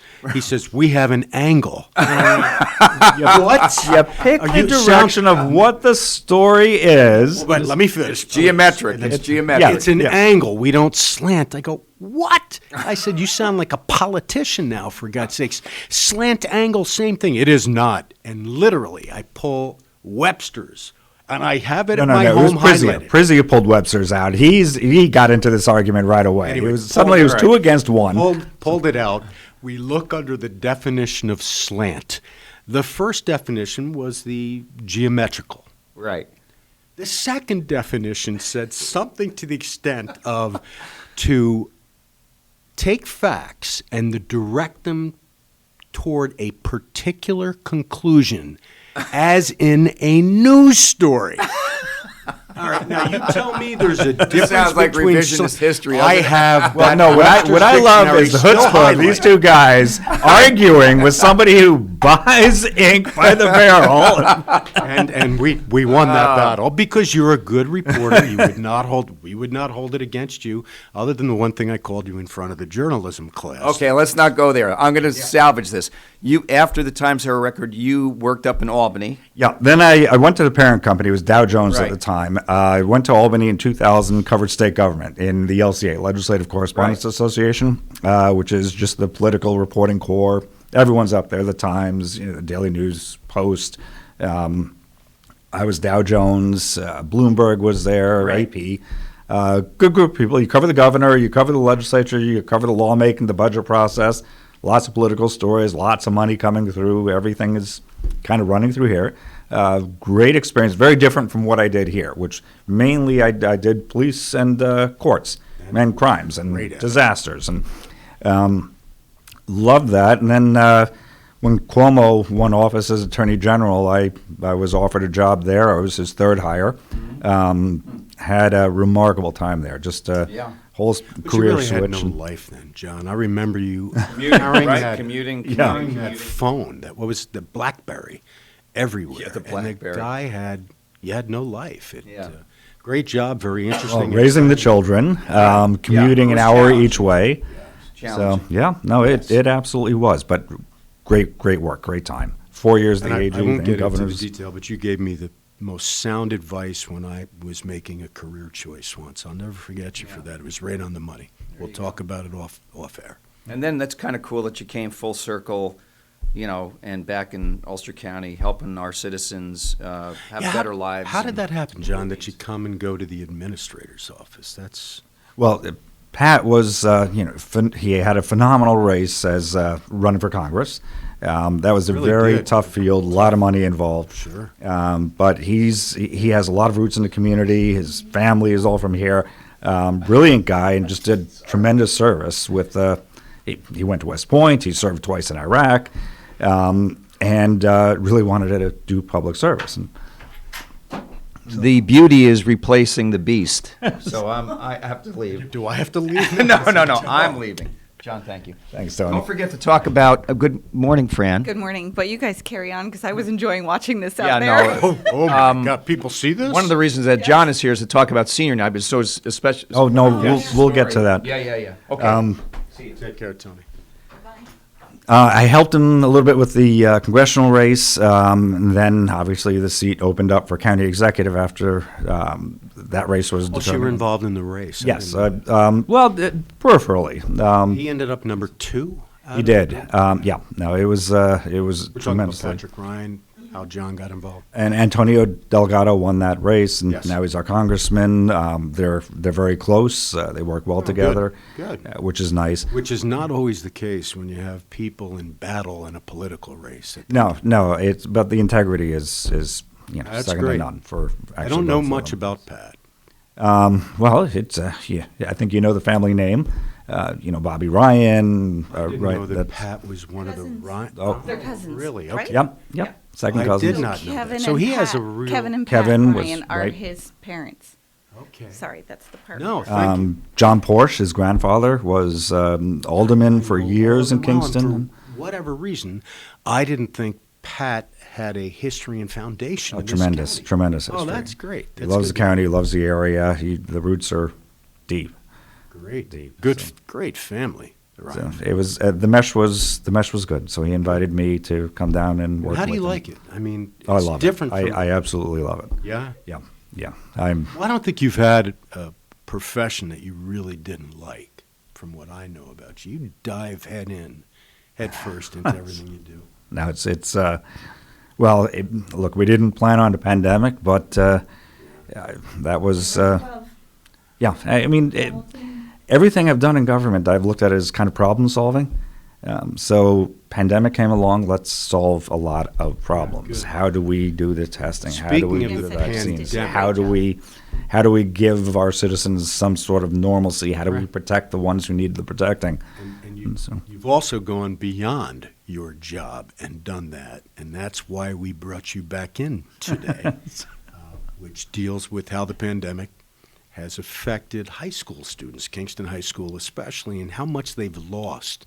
And I know we had John DeGasperis and Derek Spada in before the event. Tell the audience a little bit about the event and how it came off. Well, it's probably about a month ago, another parent was just kind of lamenting, another parent of a senior in class. I have a senior who just graduated. Came to me and says, this is such a crazy year. And at the time, we were going to do 2 graduation ceremonies. Prom was canceled. May Day, homecoming was odd or strange or kind of non-existent. She said, we have to do something. I'm like, yeah, why don't we let me make a few calls and let's see if we can do something. So kind of just a little side project blossomed pretty quickly. I made some calls. Everyone I talked to wanted to help. They called other people who wanted to help. Let's do something. We came up with a location. We came up with a date, which had to change because of pandemic, obviously. Decided to do a after graduation party, celebration, dance. I mean, it's funny. In maybe a 2 or 3 day period where I gathered the first supporters, I was uptown. I passed John DeGasperis, who was sitting with Derek Spada. He says, "Hey, John, are you guys doing anything for the seniors out at Tech City? Last year we did the drive-in movie theater out there." Yeah. He's like, "Because we'd really love to do something. Can we do fireworks for them?" And I'm like, "Well, I wasn't doing anything at Tech City. We didn't have any plans for that." I'm like, "But I'm setting something up down at Kingston Point." And, I'd be, So they're like, "Well, we're in. We'd like to do something." I'm like, "Great." Then I talked to Steve Noble, reserved the Rotary Park, reserved the point. He made a call to Tim Feeney over at Feeney Boatyards. Tim was like anything for these kids. Good person.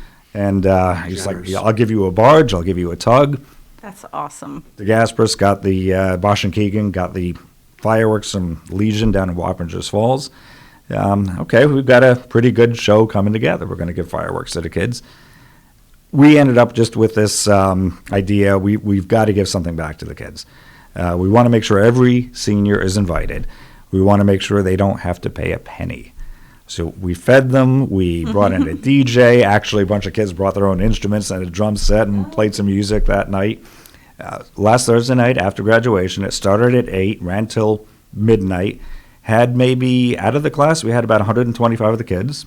That's a lot. It was a pretty good showing. A lot came late. Right. So- This was Friday night after graduation, right? Was Friday it night, Friday? right. When we Yeah, think- because yep, I was at Friday, a yep. graduation dinner for Andrew Hill, and all of a sudden he's like, "Bye, everybody, I gotta go because I'm going to senior night." Yeah, so we had a photographer, Carl Cox was there. So 8 o'clock people came, some dressed up, some just wanted to get their pictures taken.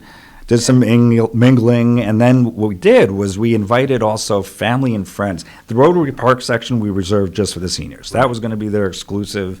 We had an ice cream truck. Dingling was there, and all the ice cream you can eat. You get a ticket, and you get ice cream cones or pops. And we had a food truck there. Rufino Taste of Mexico, phenomenal food truck. Again, kids just go ahead, order, and it's all That's taken care so of. cool. Did a GoFundMe that pulled in about $4,000 just cash, aside from Raise? raised money. Just RAISE. Yes. To pay for some of the food and So who- save on the cost. Other than the fundraiser, who are the other supporters? Bosch and Keegan. there's a huge list of supporters. Color Page, Ulster Savings Bank. They covered the ice cream. They covered the light towers that we rented just to light up part of the park. Dallas Hot Wieners. They did the tablecloths. The Bruderhof community did the tables and chairs. Santa Fe, Herzog's, Kingston Plaza. They did the tent. We had a 60 by 40 tent, all lit with string lights. It was gorgeous. Oh my God, I can't think of them all offhand. Yeah, pretty much. After you think of a business, they were there. Are they listed on the website? I think they're all. On okay. the What is the website again? It's on Facebook. KHS Class of 2021 celebration, senior send off and celebration. There's also a website, KHS2021.com. So, and that I'll had look the it up. information I'd and the sign up. It always seems to be the same businesses or people that support.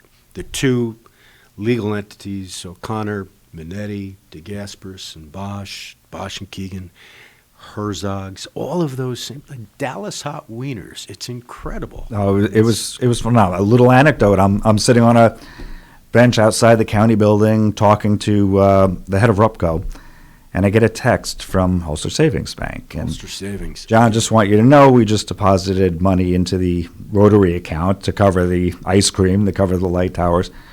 And I'm sitting there, and I'm just amazed. I'm like, wow, the money that was coming in, the support that's coming in. I had Rupco next to me. I told him the story about the text as it came in real time. He's like, wait here. He ran to his office, got a check, came back for the kids. So that's great. We ended up It really is having great. a really wonderful night. 9:15, the DJ announced it to the crowd, everyone to the beach. There were hundreds more people who came down. The parking lot, the street was just packed with cars. Once the event at the Rotary ended, then it became open. No. to- What we did was we did wristbands for the seniors. Okay. So a special wristband. 9:15, we made an announcement. Head over to the beach. So all the kids cleared out from Rotary Park. They went to the beach, packed the beach. Everyone's mingling about, waiting. the sheriff's deputy, Joe Steyer, he runs the Marine Patrol. Great guy. He's texting me. I'm like, where's that barge? We're coming. Apparently, the barge got a little stuck on a low tide shoal. So they're pushing it out, and he's saying, we're passing Old Savannah, we're passing the lighthouse. And I'm like, where are you guys? Announcing this to the group? No, I didn't have a megaphone. All the kids are out on the beach. A couple of them are taking their shoes off, going in the water. We're like, hey, kids, out of the water. But then this huge barge, 9:50, the barge comes right around the bend, and beautiful fireworks, 10 minutes. It was amazing. And everyone came back to the park. That's great. Dancing. Again, you're still smiling. You were smiling when you came in. You're smiling now. It's so good. And I know, Fran, you've experienced a lot of that in the past with the chambers. Yeah, but I'm excited to hear. I only heard them going off to it. I'm so glad to hear how it went because I hadn't spoken to anybody. It was a great success. It was. Kudos to you all. EMS down there, they didn't do anything. They just the kids were phenomenal. It was a great night. So well, I've gotten the message from my boss Dan that we should wrap it up. Fran, thank you so much for coming in to fill in for Tony. Yes. So much more enjoyable you than Tony. Yeah. But Right. and John, what a pleasure. We have to get together and reminisce, and we'll talk about the definitions of slant and angle. Yeah. That was good. We should go back to enjoyed that. Yeah. I do have the dictionary highlighted, John. Yeah, and I've got a couple other points I want to bring up. All right. Thanks again. Is that it for this session, Dan? Yeah, for this half hour. Thank you so much, John Milgrim, for being in today. Thank you so much, and thank you, Fran DePetrillo Savoca, for filling in for this next half hour. It's now at the bottom of the hour, and you're with us here at Kingston Community Radio, KCR at AM 920, 92.5 FM, and streaming online at mykcr.org. Monday, June 28th, and 75 degrees now here in Uptown Kingston at Herzog's Home and Paint Centers. Community, family, neighborhood all matter. Herzog's employees have been a part of the community forever, and they value personal customer service and being close to their community. Stop by Herzog's Home and Paint Center in the Kingston Plaza for all of your home building, maintenance, and painting needs, and discover the difference of buying local. Check them out at herzogs.com. Sales are ongoing. Mid-Hudson Valley weather and forecast one more time. Today, sun and clouds mixed. Stray shower possible today. Extreme high of 94. Be careful, keep hydrating, and be careful of the heat today. Tonight, partly cloudy, a 20% chance of a stray shower or a thunderstorm possible tonight, a low of 72. Tuesday, sunny during the morning, a 40% chance of scattered showers or thunderstorms, a high of 93 for Tuesday. Tuesday night, cloudy early in the evening and then clear skies overnight. Wednesday, generally sunny, a possible stray shower with a high of 93 Wednesday. And Wednesday night, 50% chance of scattered thunderstorms, a low of 69. We'll be right back. Thanks for starting your day with Kingston Community Radio on 920 WGHQ AM Kingston and 92.5 W223CR FM Kingston, New York. Magic 92.5. Okay, men, this is your time. Maybe you didn't choose this, but you're here now. You're gonna go out there and be an all-star caregiver. Cook, clean, be there emotionally and physically. You gotta dig deeper. Drive them to physical therapy, doctor's appointments, because that's what caregivers do. Don't give up. Show the world that you're tougher than tough. Caregiving is tougher than tough. Find the care guides you need at aarp.org/caregiving. Brought to you by AARP and the Ad Council. Never completely ready to adopt a teen. For late nights writing English papers. For your teen's music taste. For dinners where they talk more on their phone than with you. For the first time, they call you Mom. You're never completely ready to adopt a teen, and you can't imagine the reward. To learn more about adopting a teen, visit adoptuskids.org. Brought to you by the U.S. Department of Health and Human Services, Adopt U.S. Kids, and the Ad Council. Hi, this is Shirley Stabe from Kingston, and I support Kingston Community Radio, and so should you.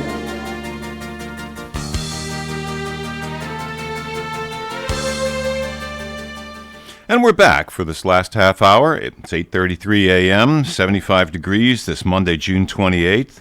You're with us here at KCR, Kingston Community Radio, WGHQ, AM 920 and 92.5 FM, and streaming online at mykcr.org. Your call-in number is 331-9255, 331-9255.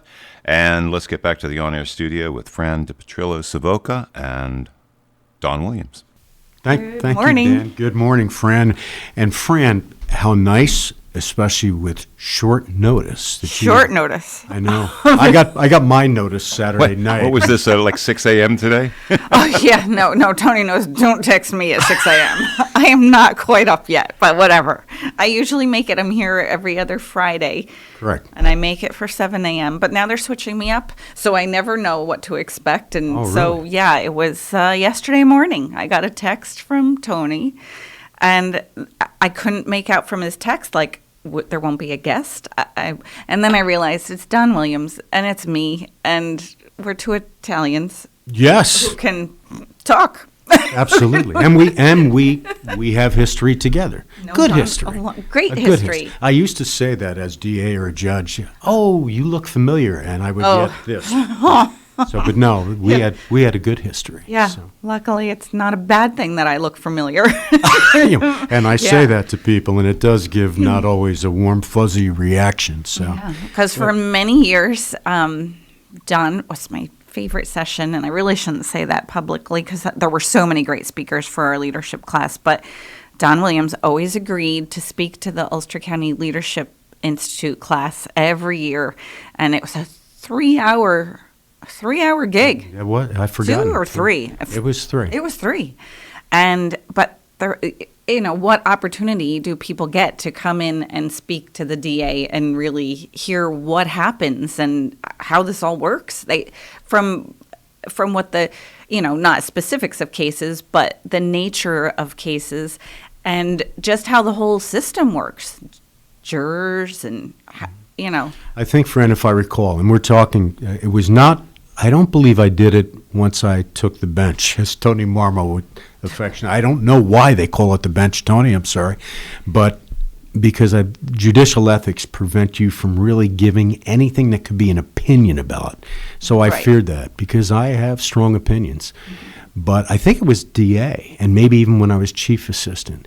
But if I recall correctly, what I would do, which would change things up from, I imagine, what other people would do, I would give them an opening statement from a real case or a summation from a real case that I had prosecuted. And I don't think the people that were there, it was a leadership committee, they were people that were getting trained on how to be leaders in the community from various businesses. I don't think they expected that. And I had such a fear because I did it so many years that after a period of time, yourself and the other people that were setting it up from the Chamber of Commerce would say, are we going to hear these stories again? But apparently... it was not that at all. Yeah. We could, because a few years of giving opening arguments, closing arguments, I mean...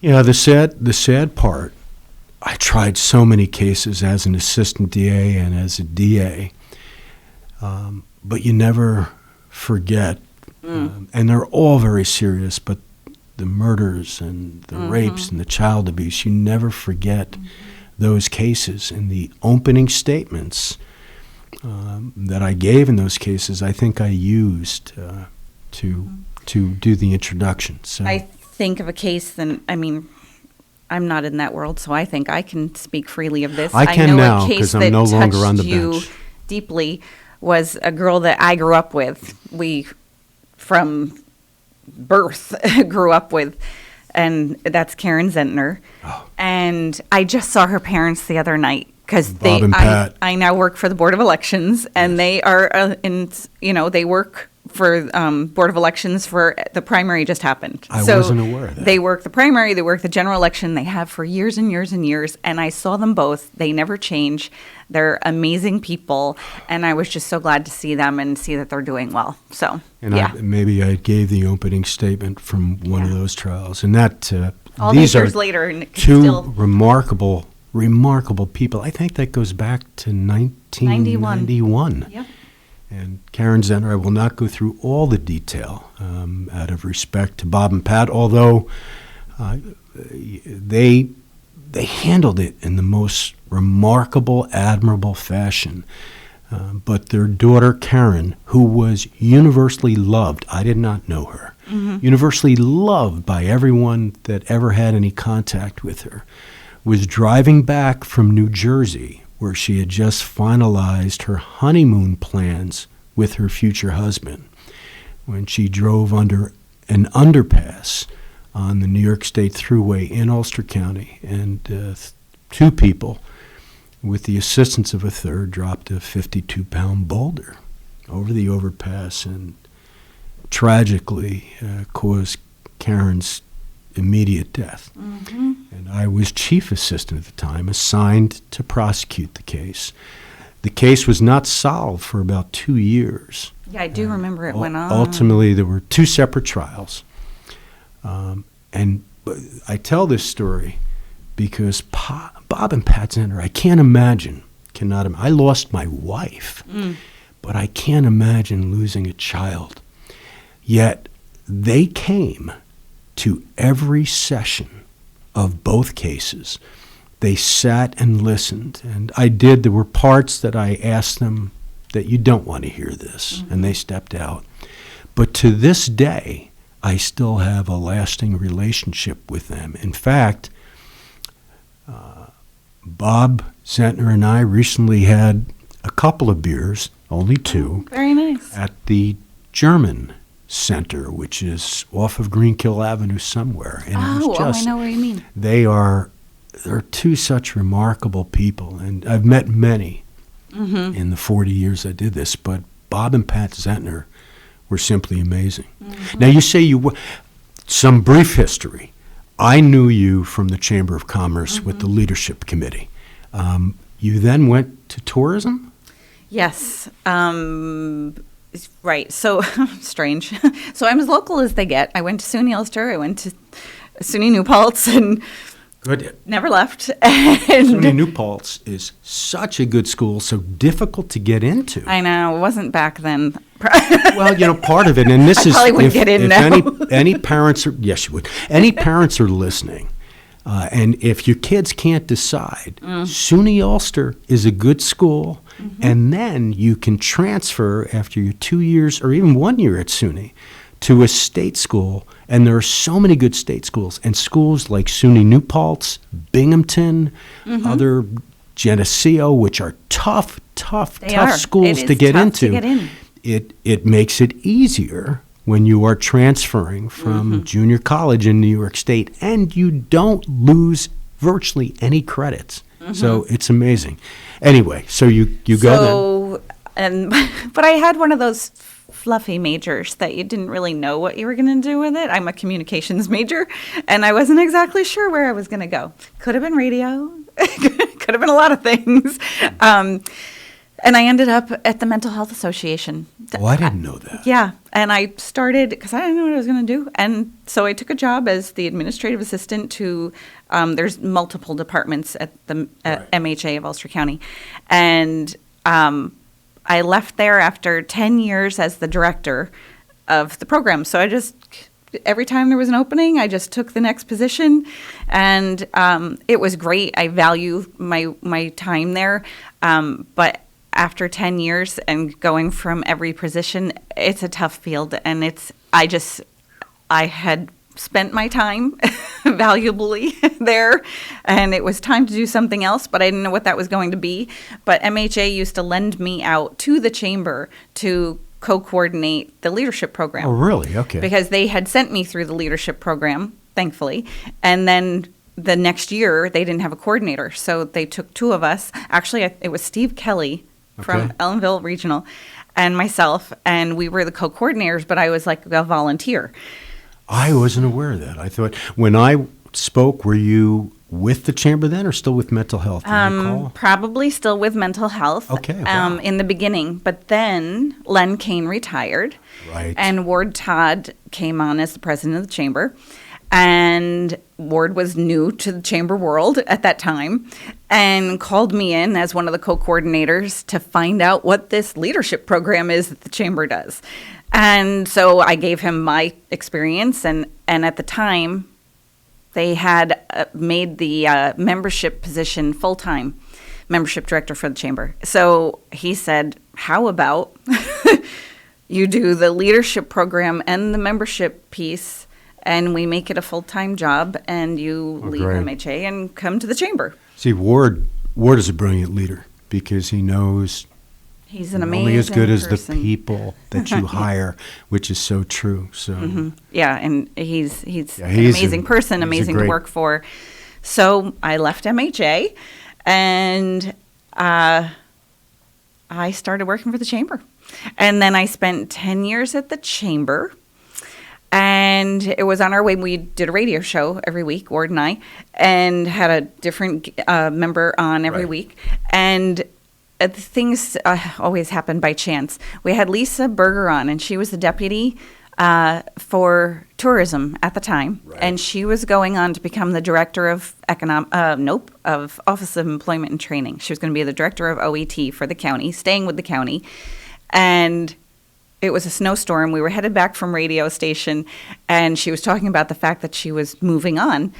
And I had a friend who was connected, and the next thing I know, Mike Hine offered me the deputy director of tourism position. Wow. And I thought, if you don't take an opportunity when it presents itself, it's not probably going to present itself again. Right. And that happened to me at MHA. I learned my lesson there. The director position became available, and I didn't go for it. I didn't have the confidence. I didn't go for it. And a director came in. Position, it was rough. The director that came in, it was such a challenge, such a learning experience. And I said to myself, the next time that opens, I'm doing this. So now I know when something presents itself, you don't turn it down because it happens for a reason. And you learn what's going to happen, you know.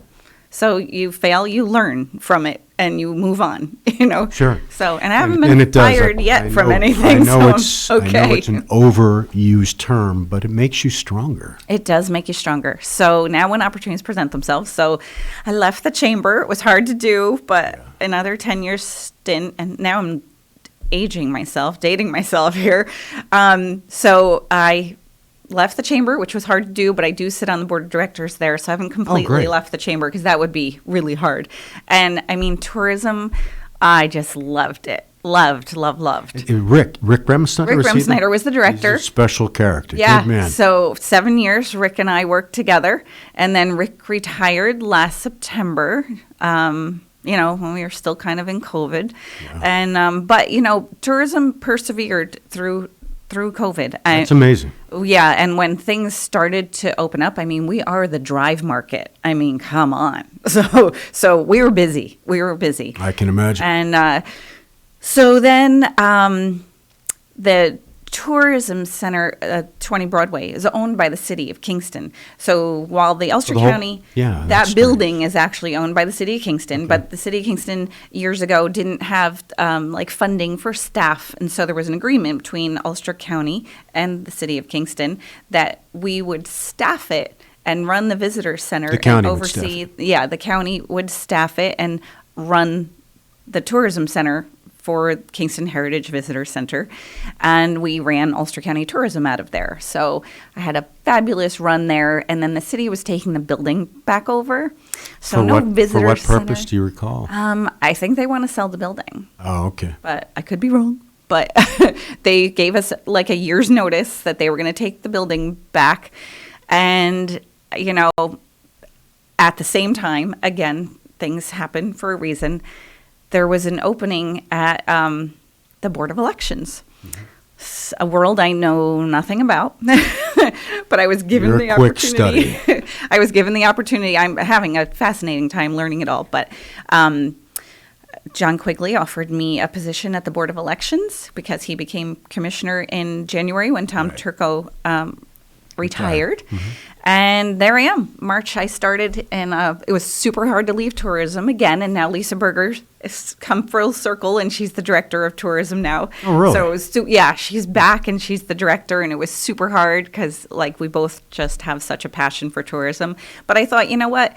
I'm still going to be here. I still promote the chamber. I can still promote tourism-wise, Ulster County, the Hudson Valley, the Catskills, and learn something new. And, so I'm up at 284 Wall Street at the Board of Elections. I started in March, and I'm thrilled to be there. I don't think many people know really what the Board of Elections does.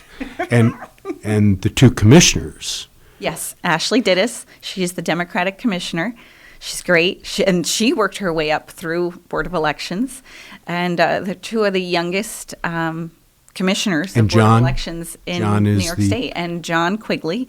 And how he's the Republican He's the Republican commissioner. How did the commissioners, how did they become designated? Who? So if I'm not mistaken, I think like Tom Turco retiring made, like I think as the retiring commissioner comes out, they make a recommendation to the Ulster County legislature, and then they're voted in through the legislature, But like they're approved. There's a mandate that one must be Democrat, one must be Republican, obviously to, at least for the purpose of appearance, if nothing more, that there is balance and equity, two sides Absolutely. together. So our whole office is broken down like that. So That's great. yeah, they have, we all work together, but there's two sides of the aisle. And so in each staff there's only so many positions on the Republican side and so many positions on the Democratic side, and they're all appointed positions. So yeah, I was managerial. The appointment is actually for your level. The appointment comes from the commissioner, but that it obviously does get must be approved by the legislature. It does get approved by the legislature. Exactly. Yeah. And Tony was explaining, and I know Tony. By the way, Tony is one of the most remarkable people I've ever met. I mean, he just really extends himself too much. Right, and Tony used to speak to leadership class as Did he well. really? Oh, and okay. when you guys were talking about when he was the head of the hospital.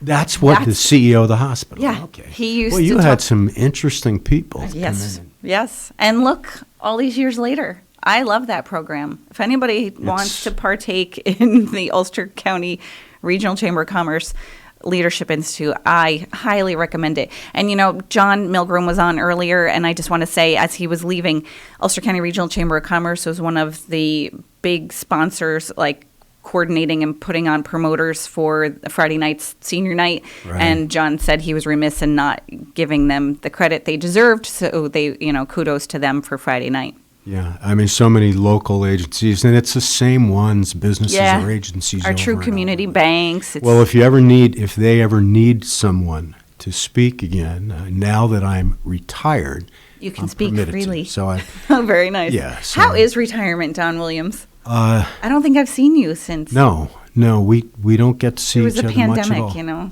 pandemic, Not many people have seen me at all, and the attorneys are all reveling in delight. That's not completely true, but I miss it tremendously. And I bet. Had I run again, Fran, back in 2019, because of my age, for county court judges, there's an age limit. I would have only been able to serve 3 out of the 10. Oh, it's 10? It's a 10-year. Supreme Court. It's a 10-year term. 10-year term. Supreme Court judge is 14. And strangely enough, Supreme Court, everyone says the highest court. It is not. It really is. It's the same level as county court judge. They do negligence cases, divorces, things like that. The county court judge does all the major criminal felonies. Yet county court judge is 10 years, Supreme Court's 14. But I could only serve 3 out of the It must 10, be a strict age limit there. 70, which I'm 68 now. But that was a part of it. There were some political maneuverings that were going on also, which I always find distasteful. Politics. How can you say that when you've run for DA on 2 separate occasions? A judge wants politics. People are wonderful. Going out, banging on doors. It's as obnoxious as it sounds. The response I always got was so wonderful, but the politics stink.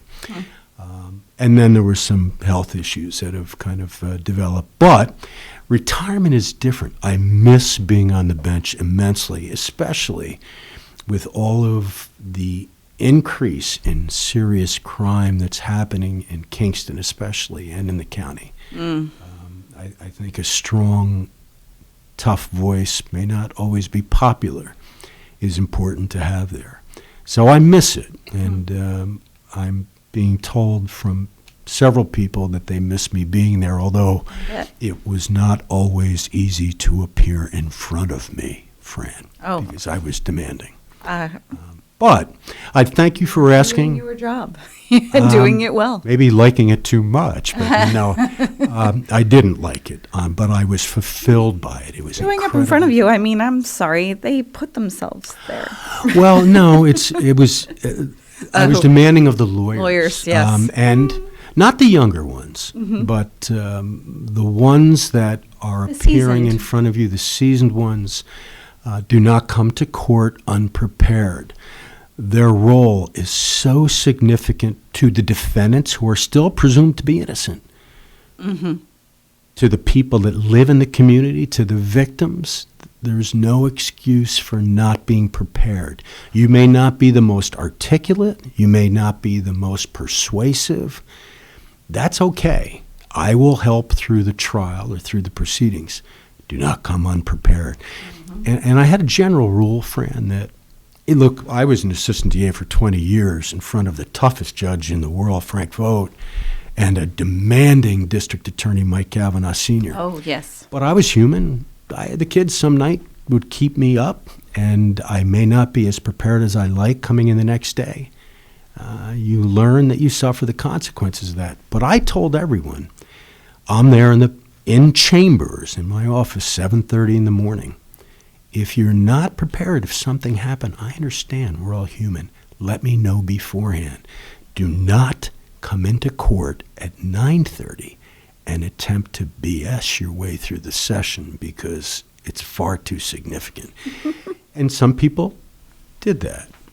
Some people did it repeatedly. Some people created theater. There's enough emotion and passion in court that you should not be acting in court. Believe in what you're doing. Be yourself. Don't act. So I didn't tolerate those type of things. And so you're thinking those folks don't miss you? No, I'm sure they definitely do not. But I was at a wake just yesterday for Bill Weishauпт's mom. Bill, great guy. He's a chief investigator for the DA.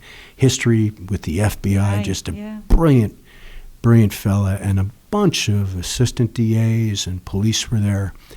And it was a nice feeling because I've been out of touch with it for a while. Hearing you talk about the leadership speeches that I gave, hearing those folks talk about that they wish I was still there means a lot. So retirement, I'm used to being up and being at work at 7:30 and leaving at 6. That part's not that bad, getting to sleep mornings, but I miss it tremendously.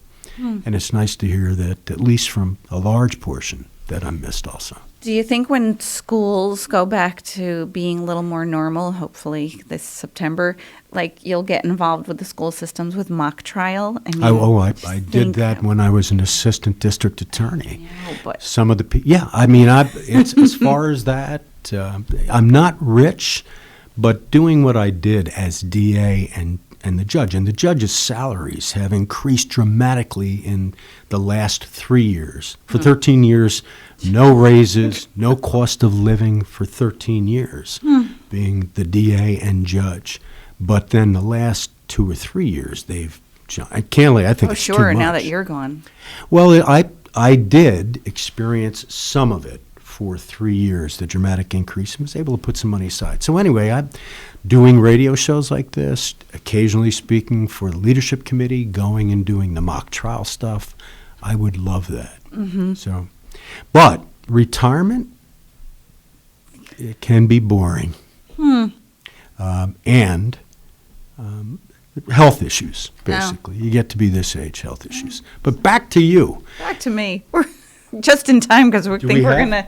Oh. Oh, we're gonna be breaking. Oh, So we're close. John, it's been so great to see you. Yeah, you know something, Deb, when I heard that, because I learned So you're just. stuck with me. I learned 45 just Saturday minutes. night, Tony said, can you fill, I always said, I'll fill in, no problem. Very nice. And I heard you're one of them, and Tony said, will you have anything to talk about? I said, oh my God. Well, yeah. First of all, we're both Italian. We don't lack the ability to speak. But also, we have a long history, and a good one. I Yeah. have fond memories say. from those days, Fran. Yeah. So we'll hopefully we can get you back in again. Thursdays is Are you normally on the day. Thursdays? I do. It's one Thursday a month with Tony. Okay. I believe I do. But I hear rumor of me going to Thursdays, but something tells me it's not the day you're on. probably not. Yeah, Yeah, I'm only Thursday, right? 1 month, one Thank you, Thursday a Fran. month. So Thanks for having us, Dan. Absolutely. Oh my gosh, I'm just so thrilled to see all of you folks today. Historical roots of the term bench come from judges having formerly sat on long seats. In earlier iterations of the court, freestanding or against a wall, presiding over a court. on a bench. On a So bench. that's, Yeah. I like the term, bench and chambers. Yeah. Has a real sophisticated Dun, ring. dun, dun. It's great. Okay. Yeah, it has that also. I better sign off. Okay, Dan. Fran. Okay, Bye, Dawn. Kingston. See you. Thank you, Dan. Bye-bye. Fran, what a pleasure. It's good seeing you. Yeah, you too. And we're off. It's now 8:50. It's now 9:00 a.m. This last portion of Kingston Community Radio was brought to you by Ulster Savings Bank. Many locations throughout the Mid-Hudson Valley, one near you. And we invite you to keep up with us every weekday, 7 to 9 a.m. And until tomorrow, we wish you every success in growing and developing Kingston and all our neighboring communities. This is Kingston Community Radio signing off, and we now return you to Magic 92.5. It's right.